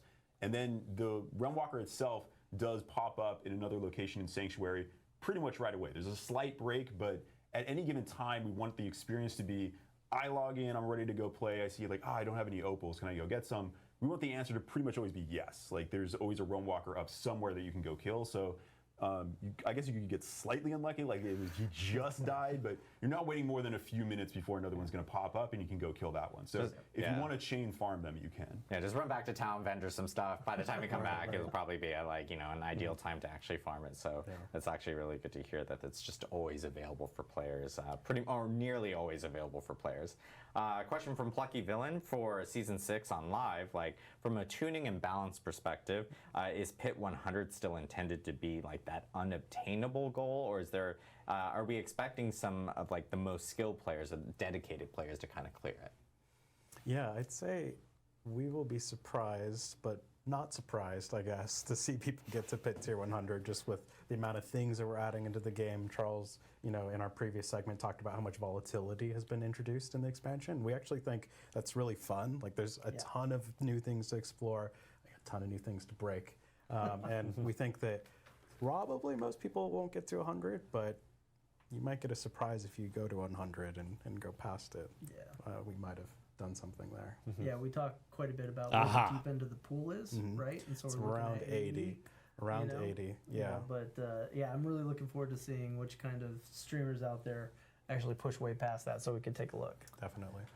Your Sparrow asks, if we complete the campaign in Eternal Realm, will we be able to skip it when we create a seasonal character? Yes, as soon as you complete the campaign for the first time, you'll be able to skip it. Very similar to what we did in the base game. Yeah, and I think there's actually like additional nuances that we've added with like Vessel of Hatred. Like, for instance, if you are brand new to Diablo, of course we recommend you start from the base game and experience the campaign and that journey. But even if you are coming into Diablo 4 with Vessel of Hatred and you just want to start with Vessel of Hatred, you really just need to complete that prologue of the base game, and then you will then get that option, I believe, to skip the base campaign, and you can actually jump into the expansion campaign. Yeah. You actually don't even have to complete the prologue. Oh, there we go. So there you even took out that You're a part. liar, Adam. You're a liar. And we've taken great care of you too. So like if you're new and you skip forward, when you go into Vessel of Hatred, we actually do recaps. So we'll catch you up on the story even if you decide to do it. So if your friends are all way ahead of you and you want to skip so that you can catch up, you're good. Yeah, right? we got one of those like in the last episode of whatever. It's really good. Yeah, it's actually really In the cool to last watch, so episode just in of case you Dragon forget. Ball There's another Z. detail too, which is like once you play through the Vessel of Hatred story section, we want way more players to get into the end game. We notice that there's a lot of folks out there that once they get the big story beats done, it's not really clear on where to go from there. And so we created a custom quest that can actually bridge you out into the end game. And so if you can continue following your golden baubles, that would be super good. Cool. We're seeing a sign in the peanut gallery. I'm looking at. I was like, what is? No one can see it, obviously. They think we're psycho because we're like looking. The coolest back, view is behind this camera. Production's like holding up the sign and stuff. Everybody that makes us look good is back there. So thank you guys. Yes, thank you very much. We're gonna take, I guess, like one more specific question here. Let me see. This is actually a question regarding people that are running specifically in Dark Citadel. Like if someone leaves during Dark Citadel, like what happens to the group specifically? Can they all just leave? They're not like locked in there going like, oh gosh, I'm stuck in that type of situation. Or if I can conquer it with like maybe if it's 4 people and we drop to 3, like you can adapt and kind of work your way through it. You can. Like we said, the Citadel is balanced for 4. But if that was to drop, as long as you got 2 strong players still in the mix, you should be good to go. So what if you drop just from 2 to 1? I'd have a firm conversation with the person who decided to drop in the middle of a fight. But yeah, you're still going to be able to progress through it. Awesome, cool. Well, I know we've been going for a while here. What if you drop from 2 to 1? We wanted to grab as many questions as possible so we don't keep people too long. Because the biggest thing as well is like at the end of the stream, we are releasing the patch notes, and I know a lot of people want to dive into the patch notes. But I guess before we kind of drop off, like Brent, I know you wanted to give a quick message out as well. Yeah, you know. No, not again. We saw this really cool piece of art that was made by one of our art directors on the team, and it just really reminded us that there are hundreds of people working on this game all of the time. And these live streams are for our community, but it's also for all the folks who have been working tirelessly over the last dozens of months on trying to make this a reality. And so we just want to say thank you to everybody that's putting the hard work in. We're still putting the hard work in today. Like, we're working all the way up through this. And so we love the team. We love you guys. Keep up the good work. Yeah, we'll see you on the other side of October 8th. October 8th. Good job, guys. Huge shout out to Team 3, Team Diablo. You guys kick ass. Yeah. Best team. We're super proud of everyone with the Vessel of Hatred and everything. Yeah, it only took you like we're super a year and a excited for half. October 8th. There's a lot of stuff coming up. We have patch notes immediately after this stream. I want to give a huge shout out to everyone here, and of course who was on the live stream today. It's always fun doing these live streams. It's a big scramble. This is the most amount of people we've ever had on a live stream. So huge shout out to our production team and of course our community team, like with Mr. Filthy Rich back there, who organizes all these great. That's his handle, guys. who handles all these specific streams every single time. This is our 20th stream. It's crazy to see how everything has grown. Big reminders on Twitch drops. We have all the information on Diablo4.com. Twitch drops will actually start on October 8th. And if you're in the US, you can grab trolleys and grab more in-game stuff, as I eat trolleys all day. And then another big thing that I do want to give a quick call out. In the coming days, you guys are actually going to hear about another cool partnership we're doing with Discord, which will offer up another opportunity for some cool in-game stuff. So we'll be talking about that here in the coming days. But thank you guys again for tuning in to our pre-launch stream. Lots of stuff to check out in the patch notes immediately after the stream. And again, a huge thanks to everyone here. We will see you guys October 8th in Nahantu. We're excited and we can't wait to jump into Vessel of Hatred. We'll see you guys. Oh, Dancing Demon, I guess. Okay, that's cool. I want to see if the VOD's up and I can go back to the thing. They're doing thanks for watching. Hello, let me go to the...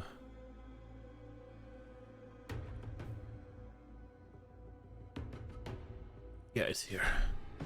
Your build in very meaningful ways. Yes. 2 other changes. Those Rings of Ritual, again, those are the to you out of nowhere. Where are we? And so just a little bit more survival. And then on the flip side, the second thing. This room was Next up, we actually are going to start talking about this actual season. Okay, here we are. This is our game director here, but kind of where I lost focus. Yes, my name is Tim Ismay. I am one of the lead producers on Diablo 4. I'm not watching work on seasons. that. Fundamental to the release of Vessel of Hatred, Season 6 brings big changes where every single class is going to gain access to new skill points. They're going to gain new skills across all the classes. They're going to gain more Paragon points, new legendary Paragon glyphs. These are all changes that are being added to the base of the game, meaning you do not need to have Vessel of Hatred to gain access to these. You also will still have access to these after Season 6. These are permanent changes to Almost the game. 11, man. I have to stop streaming soon. Standard new legendary aspects. We have Gotta go to bed. items and new mythic items, crazy powerful mythic items that are going to unlock just new levels of power that were not possible before in the game. Now, to go along with this power, we will be adding these new difficulty levels that, again, we saw on PTR. So you have the ability to challenge these new levels of power. I want to say that it's all going to even out well. Honestly, despite the tireless efforts of our designers, just constant trying to get that balance just right based on all the feedback that comes in, I know that maybe it'll be out for a day before someone's posting a video and saying, "Oh, look at this! I do 1 trillion damage," and it'll go all over the internet. Like, I've never seen numbers this big, and that's yeah. But we tried to get it there. You're gonna see crazy builds. Those are gonna link into new difficulties that were never there before to try and all this new content. Yeah, awesome. Yeah, I know all these things that players got to experience a little bit in PTR. They got to see it. They got to check it out early. But of course, there is more kind of associated with this specific season. So, Don, do you want to talk a little bit more about what players can also see beyond what Tim kind of walked through? Yeah, absolutely. So, as we mentioned, this is the season of hatred rising. So we really wanted to theme it around Mephisto's hatred creeping out. Did I miss a bunch of shit? Rest of the world. So, kind of like what, our game director here. But Tim, Don, do you want to introduce yourselves? Yes. You also will still have access. Mentioned here, Season 6 is Season of Hatred Rising. Tim, do you want to explain to us what? You also will still have access. By Don Adams. That's yeah. But we tried to get it there. You're gonna see crazy builds. A little bit more about what and that's it. Those hatred creeping out of Nahantu into the rest of the world. So let's go ahead and take a look at our visual aid here. Beautiful. Now, I was promised official documents. I was promised that this would be turned into real art when I sent this over. I didn't think we'd be showing this, but hopefully this will all make sense by the end of the presentation. Just for now, just take it in. There you go. Everyone loves designer art. It's core to all our live streams that we do. Art by Don Adams here. So yeah, and frankly, I think it speaks for itself. I don't really know that there's much more to say. But let's go on and go ahead to the next slide here, and let's take a look at some real art to get you ready for the season here. This is, of course, amazing key art from Dave Raposa. I just love kicking that demon in the face. Dude, there's no sorcerer or druid. Let's fucking favoritism. Move on to the next slide, and I'll get into some actual details about how this stuff shows up in the world, what you're going to be looking for when you're hunting these guys down. So okay, so it takes 9 minutes till it ends, and you go and you kill the guy. Throughout the world. Okay. When these are up, everything in that area is going to be corrupted by hatred. You're going to be seeing environmental changes, lighting changes. So the warm-up time, is that the have, kind of hatred, 9 minutes? Gummy goop on them. Okay. Be ambushed from portals randomly. And really all this is just setting the stage for the Realm Walker. So you'll have a separate event icon that'll let you know when the Realm Walker is going to be up. It's a world event, so it'll be in that list on the map with other like world bosses and Legion events and stuff. And we have some video here to kind of show you what it looks like. Actually, I think we have another slide about the Realm Walker. So it's essentially just this go kill that this guy. Is what he looks like in game. He's fucking awesome. cool. These are just big hulking kind of monstrosities stomping around, just spreading Mephisto's hatred. They summon in monsters from a planet from Bleach, hell, by the look of it, Hollows. Right? A lot of the Bleach. monsters I haven't seen it all, but I've seen some of it. Monsters from Vessel of Hatred, they're the Hollows family, which are super cool and gross. So I think now we can take a look at what it actually looks like in game. Because you kill him and he has the portal, and he starts burrowed like that, and you can kind of click the portal okay, to he starts summon some burrowed. stuff to fight while you're getting warmed up here. I just love these enemies. I think they're so cool, the Hollows. And then he comes So he out busts out of the ground, and with a this is pig. actually we want to do something new with this event, and lean into the fantasy of this giant thing just like stomping around. So it's actually a walking world event. He has several different paths he can take throughout each area. He walks through the zone, and as he walks, he just leaves this chaos behind him in his wake. He's summoning tons of hollows, and if you get in front of him, he just punts you out of the way and keeps going. You actually can't even damage him directly in this phase, but if you kill enough of the adds that he's spawning, it'll create these bloodbound guardians. Killing these will shave some of the HP off of the Realm Walker. So when he reaches the end of his path and you can actually fight him, you'll have less HP to burn through. So this is a nice way to incentivize actually participating, sticking around for all this chaos. Obviously lots of XP and whatnot from the mobs as well. So this is the event that he kicks off when he actually gets to his destination. When you interrupt this ritual by destroying all of these destructible hatred spires, that's when you'll actually be able to fight him directly. And I think we're going to see that here very quickly. This is a really cool encounter. There's just lots of hit nothing with those big smashy upheavals. attacks. He sprays a lot of damage everywhere. Okay, so they've taken him down, and when he dies, that weird portal on his back drops down and stays open. And there's only That looks really really one cool. thing to do with a weird portal.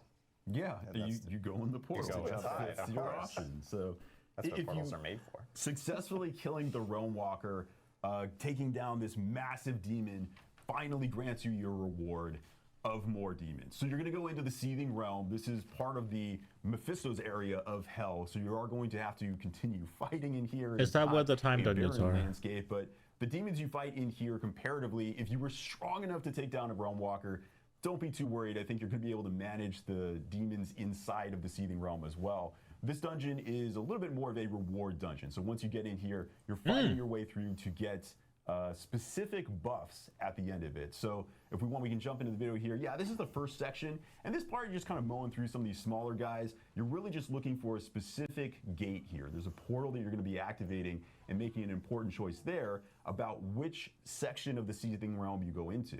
Here it is. This is the gate here. So you're going to click on this. You now have options. Based on a few consumables that you can put in, you can go into sections that are more focused on equipment bonus, a gold bonus.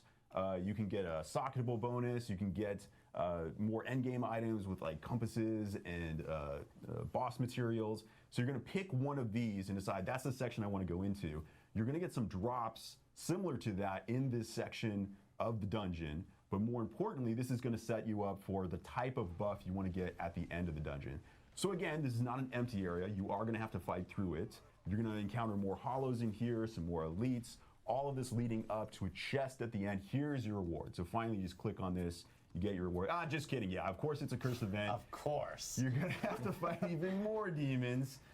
Nothing's free in hell. This is just how you got to do it. So you fight your way through some more elites. But don't worry, I believe in you. You can get through this. If you kill the last guy, there's one more there? Take him down. Come on, you can get it. All right, so he goes down. Now you get your prizes. You're going to open these chests. There's a variety of loot that you get, but one specific item that you're looking for in here, which is going to be a seething opal. So these little, there they are, yeah, little seething opals. They got a little seasonal marker on them. This is special to Season 6. When you get these, you're going to take a look here. This is going to be a buff you get based on the one that you chose. There are some fundamentals you always get. So a seething opal always gives you a 15% bonus to experience. This is especially cool because it stacks with elixirs. You can have an elixir and a seething opal active at the same time. Okay. That's a huge bonus. On top of that, any seething opal that you use is going to allow you to now get reputation with the remnants of the Zakaru. Don will talk about that more in just a second, but that's going to be the reputation track for Season 6. And then Please let that give you a get bonus fucking depending on spark. which portal you went through, which section of the Seething Realm you decided to go into. Here we go. Yeah, if you want to snapshot this, anybody who's screenshotting these are some Yeah, I of the did see bonuses this. you can get. This I did As pay you can see attention on to. here, you're getting But I got it more mixed up items, with the more next gold, thing. more socketables. So these bonuses are going to occur while fighting anything while having this buff active. So equipment, as an example, maybe I wanted more items to be dropping. When you kill monsters, there's a chance that they're going to drop a cache that is going to give you some additional loot. And if you're playing content in, let's say, further in the end game, that monsters don't traditionally drop loot, not to worry, we've adjusted that as well. If you play through the pit, as an example, we have added an additional drop at the end of the pit, again, that procs based on which seething opal that you chose. There are a couple up here at the end. So is that going to be based on what you would have gotten, or is it just a set one? You do have to have Vessel of Hatred for that one. This one is more for people that are trying to get more runes. So Enemies obviously you drop need to have additional Vessel of Hatred to Artificer get Stone and runes, so occasionally that's drop what's gonna boss. make What this, is Artificer valuable to you. Stones? But it's cool to also see like boss summoning items on here. Infernal compasses as well. Infernal compasses themselves are going to be very valuable because it's as Colin was mentioning before. Is that for the we saw what the raid? You can end up getting in Infernal Hordes. Or and is that for everything the like next dungeon that it talked about? It's just another opportunity to get more compasses for getting in there. Yeah, seething opal of torment, I think is great. I think that grape flavored opal is going to be very popular. The grape one is going to be pretty popular. And a question I just quickly Yeah, that's saw, definitely the because one I'm you picking mentioned because stacking Bossman. with elixirs. Does it also stack with incense? Yes, it will stack with incense. There you go. So that's a triple stack of XP right there, get a which is lot of actually really experience, cool. yeah. So That's awesome. So obviously, like, you know, we're seeing the rewards here, and one thing that you had mentioned, which was the Zac Room remnants. Like, what, Don, can you like talk to us a little bit about kind of what that progression track is going to be? Yeah, sure. So these are the Zac Room remnants. You've probably seen these guys in Hawazar. These are the Crusaders with the rusty armor that have just been kind of bumming around since they failed to find Akarat's tomb. They have a very personal connection with Mephisto. You know, he of course destroyed basically the Zac Room order many years ago, and at this time they're still just not really ready to stand up and fight this at full force. Right? They've been dealing with cultists, and they're just not at their full strength. So you'll meet this Crusader right at the start of the season, who will give you a very simple intro quest, basically to guide you to kill a Realm Walker, clear a seething realm. And he'll be your point of contact for reputation rewards following that. So, you know, basically we built this in a way that, you know, with the opals giving rep for all sorts of different activities, the idea is that you can, you know, go and kind of do whatever you want to do, as long as you're checking in periodically with the Realm Walker and keeping a stack of these opals on hand. It's very open-ended how you want to push this reputation track. Yeah, it is always nice to see that anywhere that new demons occur in the world, there is always some faction out there that's trying to take care of them and would appreciate your help. So the Zac Room here, they've had a rough go of it, but if you can help them out, I think that we can handle this problem. They're not at their best right now. Yeah. You know, one of the things that I really like about the way we've looked at this whole package is that not only have we done a bunch of diligence in making sure that the story is taking part in all of Sanctuary, we're touching on some really cool lore stuff that has existed for a long period of time, but we're also leaning into a theme of giving the players more control over the experience.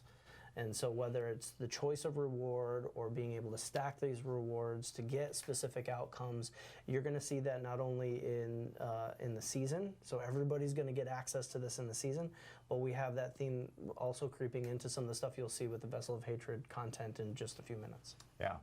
Yeah, so hopefully the hieroglyphs that we saw at the beginning, the designer, hopefully this makes sense now, right? Yeah. So you kill the Realm Walker to get the portal, you do the portal to get the opals, and then you go do, you know, the MS Paint sort of shapes of all the other activities that are in the game. You can also just chain run the Realm Walker if you'd like as well. He's up very often, and I expect people will kind of, you know, go back and forth on how often they're interacting with them. You might want to stack a bunch of opals for the weekend or something, right? If you hate Realm Walkers and you're like, I just want to kill Realm Walkers all day, you can. But what I love about the season is exactly that. You can get the opal. It's a great buff, and now go play other content, including the new content that's coming out in Vessel of Hatred. If you bought the expansion, got a lot of options there, so you don't have to just play the seasonal content. You can go play this other stuff while still having the buff. Including the Vessel of Hatred campaign, which is kind of a first, right? You'll need to have completed the base campaign, but you can play the Vessel of Hatred campaign alongside the Season 6 content, which is pretty cool. Yeah, so huge for people that, you know, have base game or Vessel of Hatred can partake in the content for this season. Don, Tim, thank you guys for walking us through all the Season of Hatred Rising content that's coming with the launch of Vessel of Hatred. This is starting right at the beginning. Now give me the new time dungeon thing that I didn't really pay attention to when you talked about first. At 4 p.m. Pacific, for some people. for 4 p.m. Pacific time, which is is for everyone because it is one global release. So so it'll be the 7th for me. Yeah, 7th for us here in California, but for other people, if you follow time zones, that's what it'll end up being. So we'll see Tim more during our Q&A at the end, but we are actually going to jump into some of the Vessel of Hatred features next. We're going to do another musical chairs, Benny Hill style. Sorry. To talk. Adding something fresh to the game, and I really any of those skills. There's also here on the far side of the core skills. I don't really need to look at the Spirit one. An update and really lets you sort of tailor how various Paragon that increases Stormfest to the Spiritborn's passives. Core skills cost more vigor. Bonus skills 10% increased damage for 5 increased cooldown. Bonus based on weapon types. First Stink doubles this. Glaive, Quarterstaff, Polearm. Okay. Critical strike costs you poisoning on enemy to burst. Okay. This one, casting an eagle skill grants 4 seconds of storm feathers of the storm feather movement speed bonus. When you evade, fling up to 8 storm feathers for every remaining second, each dealing lightning damage and making targets vulnerable. Huh. Moving with a mobility skill or evade spawn storm feather along behind you. Storm feathers now drop from the sky as they spawn, each dealing impact. Okay. Casting focus skills recalls all nearby storm feathers. Huh. If there are no, it spawns 10 around you. Eagle skills have up to 30 to spawn a storm feather. Huh.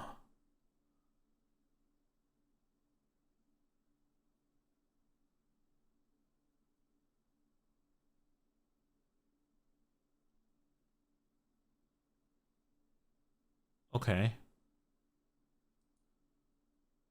And then there's the uniques. Oh, there's the Jaguar as well. Yeah, I'm sure I'll look into the Spirit Bond more when it's actually there. I don't really need a preview here. Looking at the uniques might be cool though. Well, you have at least 4 stacks of ferocity. That's Panther, right? Well, I guess I won't understand them until... Nah, fuck it. We'll get a surprise by that. I want to see the dungeon thing. Although, they did have a mythic unique, didn't they? Every 5 seconds you randomly mark a nearby enemy. Marked enemies are vulnerable and your attacks against them are guaranteed to critical strike and overpower. Jesus.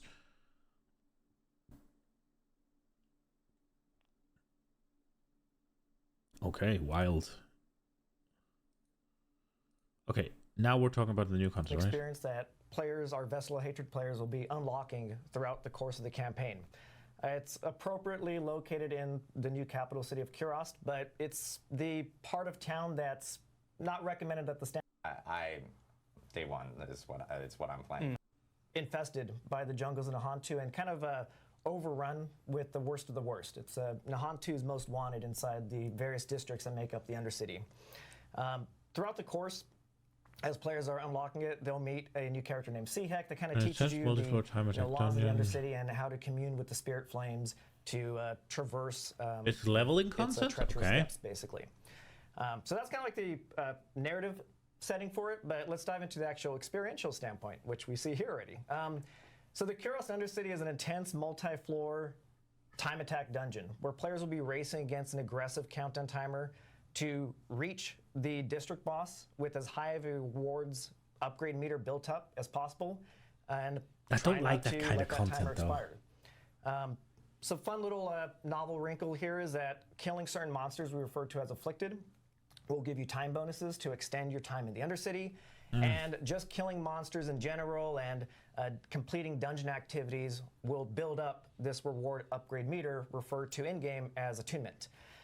As far as the Undercity's role, it's one new novel leveling content, but its power really comes into the fact that it's brand new opportunistic content that allows players to make very efficient, very specific progress towards rewards goals as the opportunities arise.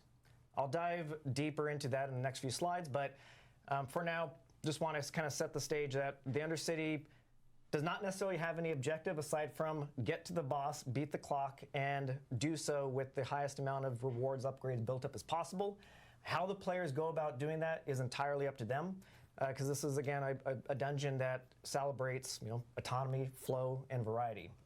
And this is a good example we were talking about earlier. When we're looking at the new modes that we have, we want that player agency to come back to the player. Yeah. Play your way. And I think this is a perfect example of that. Yeah, absolutely. So let's dive into the next slide here. Cool. So I mentioned opportunistic content, and this is where the Undercity's primary role in the reward structure is. So we have dungeon keys that grant you access to dungeons. The Undercity's version of a dungeon key Legendary armor will always possess at least one skill so you can rank hop affix. into an Undercity run without a tribute, just do the thing, the base run. But when you start applying tributes, this is where we allow you to define the specific reward just 50 million gold of your next Undercity run at the cost of increasing the run's What a challenge. bargain. So you can see an example of a tribute here. This is the Tribute of Radiance. And when you slot this in, so long as you complete your Undercity run with at least attunement rank 1, we will guarantee that you get Ancestral Legendaries at the end. We'll dive a little bit deeper into some of the nuances. You can see that it has dungeon affixes that define the specific challenge. So the higher and more powerful the tribute, the tougher the challenge is in the form of lower starting time, time bonus penalties, and potion drop penalties. But the fun doesn't stop there. In fact, we're just getting started. Once you apply a tribute, you now unlock the ability to define a bargain. Each tribute has a list of bargains mapped to it. So this Tribute of Radiance has a collection of them. We're just picking out a couple that seem pretty fun to show off. And bargains allow you to further customize your rewards at a varying material cost.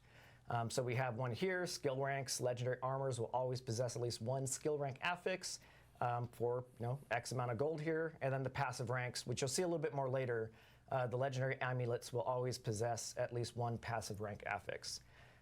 So let's go into the next. You buy slide that just for to, 50 again, million recap the full gold, flow. and it doesn't drop And an we're gonna amulet. See a video of all of this to let it all kind of soak in and see the full flow of the Undercity. So we have the front end experience where you interact with the Spirit Brazier. You can jump directly into your district run, or you can optionally apply a tribute and then a bargain to specify the rewards opportunity of your next run. So let's go see this in action. Look at that. So this is the hub of the Undercity, and that's the Spirit Brazier that I was mentioning. You can see that we have the base, the base run unique. rules. Starting time, no time bonus penalties, no potion drop penalties. Reward And we Ascendant have unique. the opportunity to apply a tribute. We have 4 tributes here, so we'll show these in a still shot later, so you don't have to worry about what does it say. But we have 4 tributes here that range from magic all the way to unique to accommodate your leveling journeys. So for now, we applied the legendary tribute that'll guarantee ancestral uniques at the end of your run. And again, this is the list of potential bargains that I mentioned that each tribute has. Each tribute has varying quantities of bargains attached to it. So we're going to pick the passive rank legendary amulets for the low price of 50 million gold. The Spirit Flame services don't come cheap, but they're worth it. So we got the portal open, and we're going to hop into the run. You guarantee an amulet drop as well then, or the HUD, because this is really kind of your guide through the experience. So you can see at the top, once we exited that Spirit Aura, the timer starts, and that's a nice little timer at the top right-hand corner of your screen. We also display the number of floors that you have left to traverse. Very key information right there. To the right-hand side in the objective tracker, we have the attunement meter, and it's segmented into 4 ranks. Again, as I mentioned, achieving rank 1 is the bare minimum requirement necessary to get the value of the tribute that you slotted in. All subsequent ranks further enhance the value of that reward. So while you certainly want to strive to get attunement rank 4 to maximize your payout, it's not necessary if you're feeling the pinch of the time pressure. That if you at least get attunement rank 1, you can run it to the boss room and still come away with the thing that you're looking for. Gonna point out a couple things here. You might have seen, let's do the Spirit Beacon. So the Spirit Beacon is one of our activity types, and completing it both gives you attunement, a good splash of attunement, and it applies a momentary So he has 5 seconds. Does it start again on the next? Increases your movement speed and reduces your the skill cooldowns. Wait, he didn't go to a new floor. You got to move fast in the Undercity, so these Spirit Beacons are incredibly useful for getting you to the next location, whether it's another Spirit Beacon or the exit. We're also kind of showing here the Lesser Afflicted. As you can see, it started over. Clearly marked in the game world. They're all orangey, glowy. They didn't show what happened after the portal. On the combat, and killing them is what gives you the time bonuses to extend your run. I think that's kind of the long and short of the Undercity run. Again, this is an example of floor 1. There's still 2 more floors to traverse to get to the boss room. Yeah, let's hop up. There we go. We're into the boss room. So in this case, we have finished all 3 floors and we made it to the boss room. One thing you'll notice that time expiration, it stops. Time drain stops in the boss room. So you just need to make it to the boss room before that timer hits 0. This is Aaliyah, one of our 3 district bosses. And it's important to call out that there are 3 total districts to explore in the Undercity. Again, that's kind of tapping into the variety aspect of things. So Aaliyah is, again, just one of 3 henchmen that own the various districts. So in this case, we're at the tail end of this fight. We just, killed Aaliyah, and we see that we ended this run with a full reward upgrade of 4. So now we're going to get the best possible payout for this. And we came in here looking for ancestral legendaries, and as the Spirit Flames promised, ancestral legendaries is what we get. Is it not an ancestral amulet? We also see that we got an amulet. If we were to dive into like the amulet, we would have seen that the bargain would have applied to it as well. So but it's not ancestral, so they got absolutely butt fucked.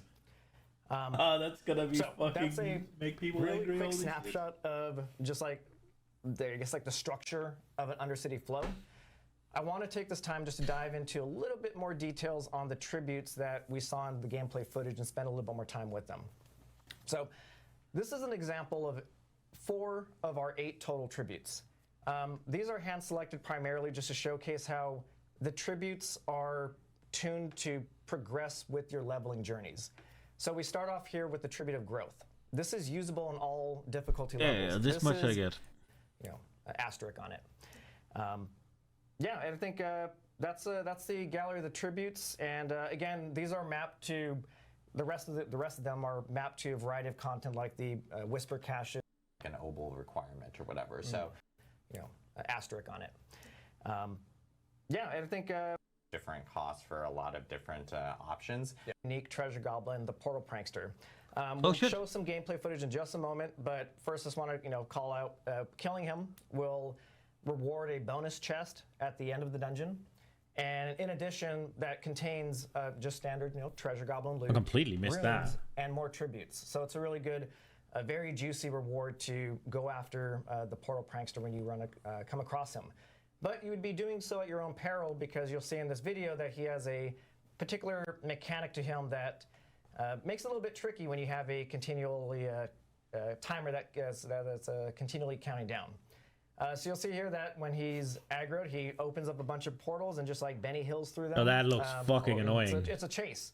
So this is kind of tapping into the risk versus reward nature of the Undercity, where you make decisions based on how confident you are at the current state of your run. And again, killing him is very lucrative. He doesn't drop anything aside from attunement right from the get-go, but all of his rewards are funneled at the end of the experience. So again, a variety of the spice of life in the Undercity, and really excited to get this into the hands of players. Yeah, it's cool to see a new goblin variant right there, and then of course, the ultimate troll goblin, as you can see in the gameplay, and that's the risk reward you were talking about. Like, do you spend the time and chasing after this specific goblin as it's bouncing between different portals as your time is ticking down, and you're trying to progress and get better rewards. And of course, if you sounds like lightning spear sword's going to be pretty good. You don't have to chase; you just stand in the middle and it goes. Yeah, most definitely is worth it, especially since you get so much progress added once you do actually take down the goblin as well. So thank you, Derek, for walking us through this. We have a bunch of seats here. We actually have a physical seat here, because we do actually have one other person that we're going to be tapping into to talk to us.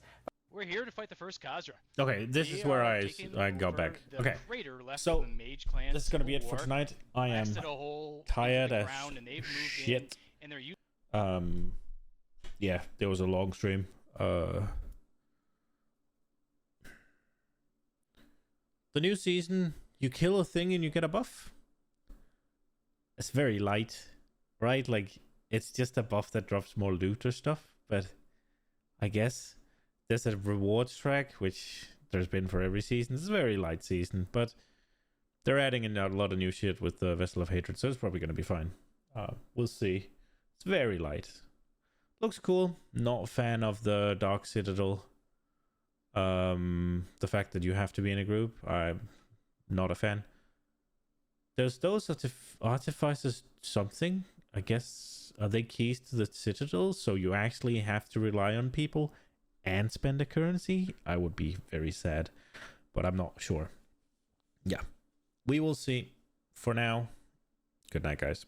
I will see you tomorrow for the day stream. 10 a.m. tomorrow. We start. What are we going to do tomorrow? probably gonna play Space Marine. Options are Space Marine, RimWorld, or WoW, I think. Probably Space Marine. I'm not sure. We'll see. Good night, guys.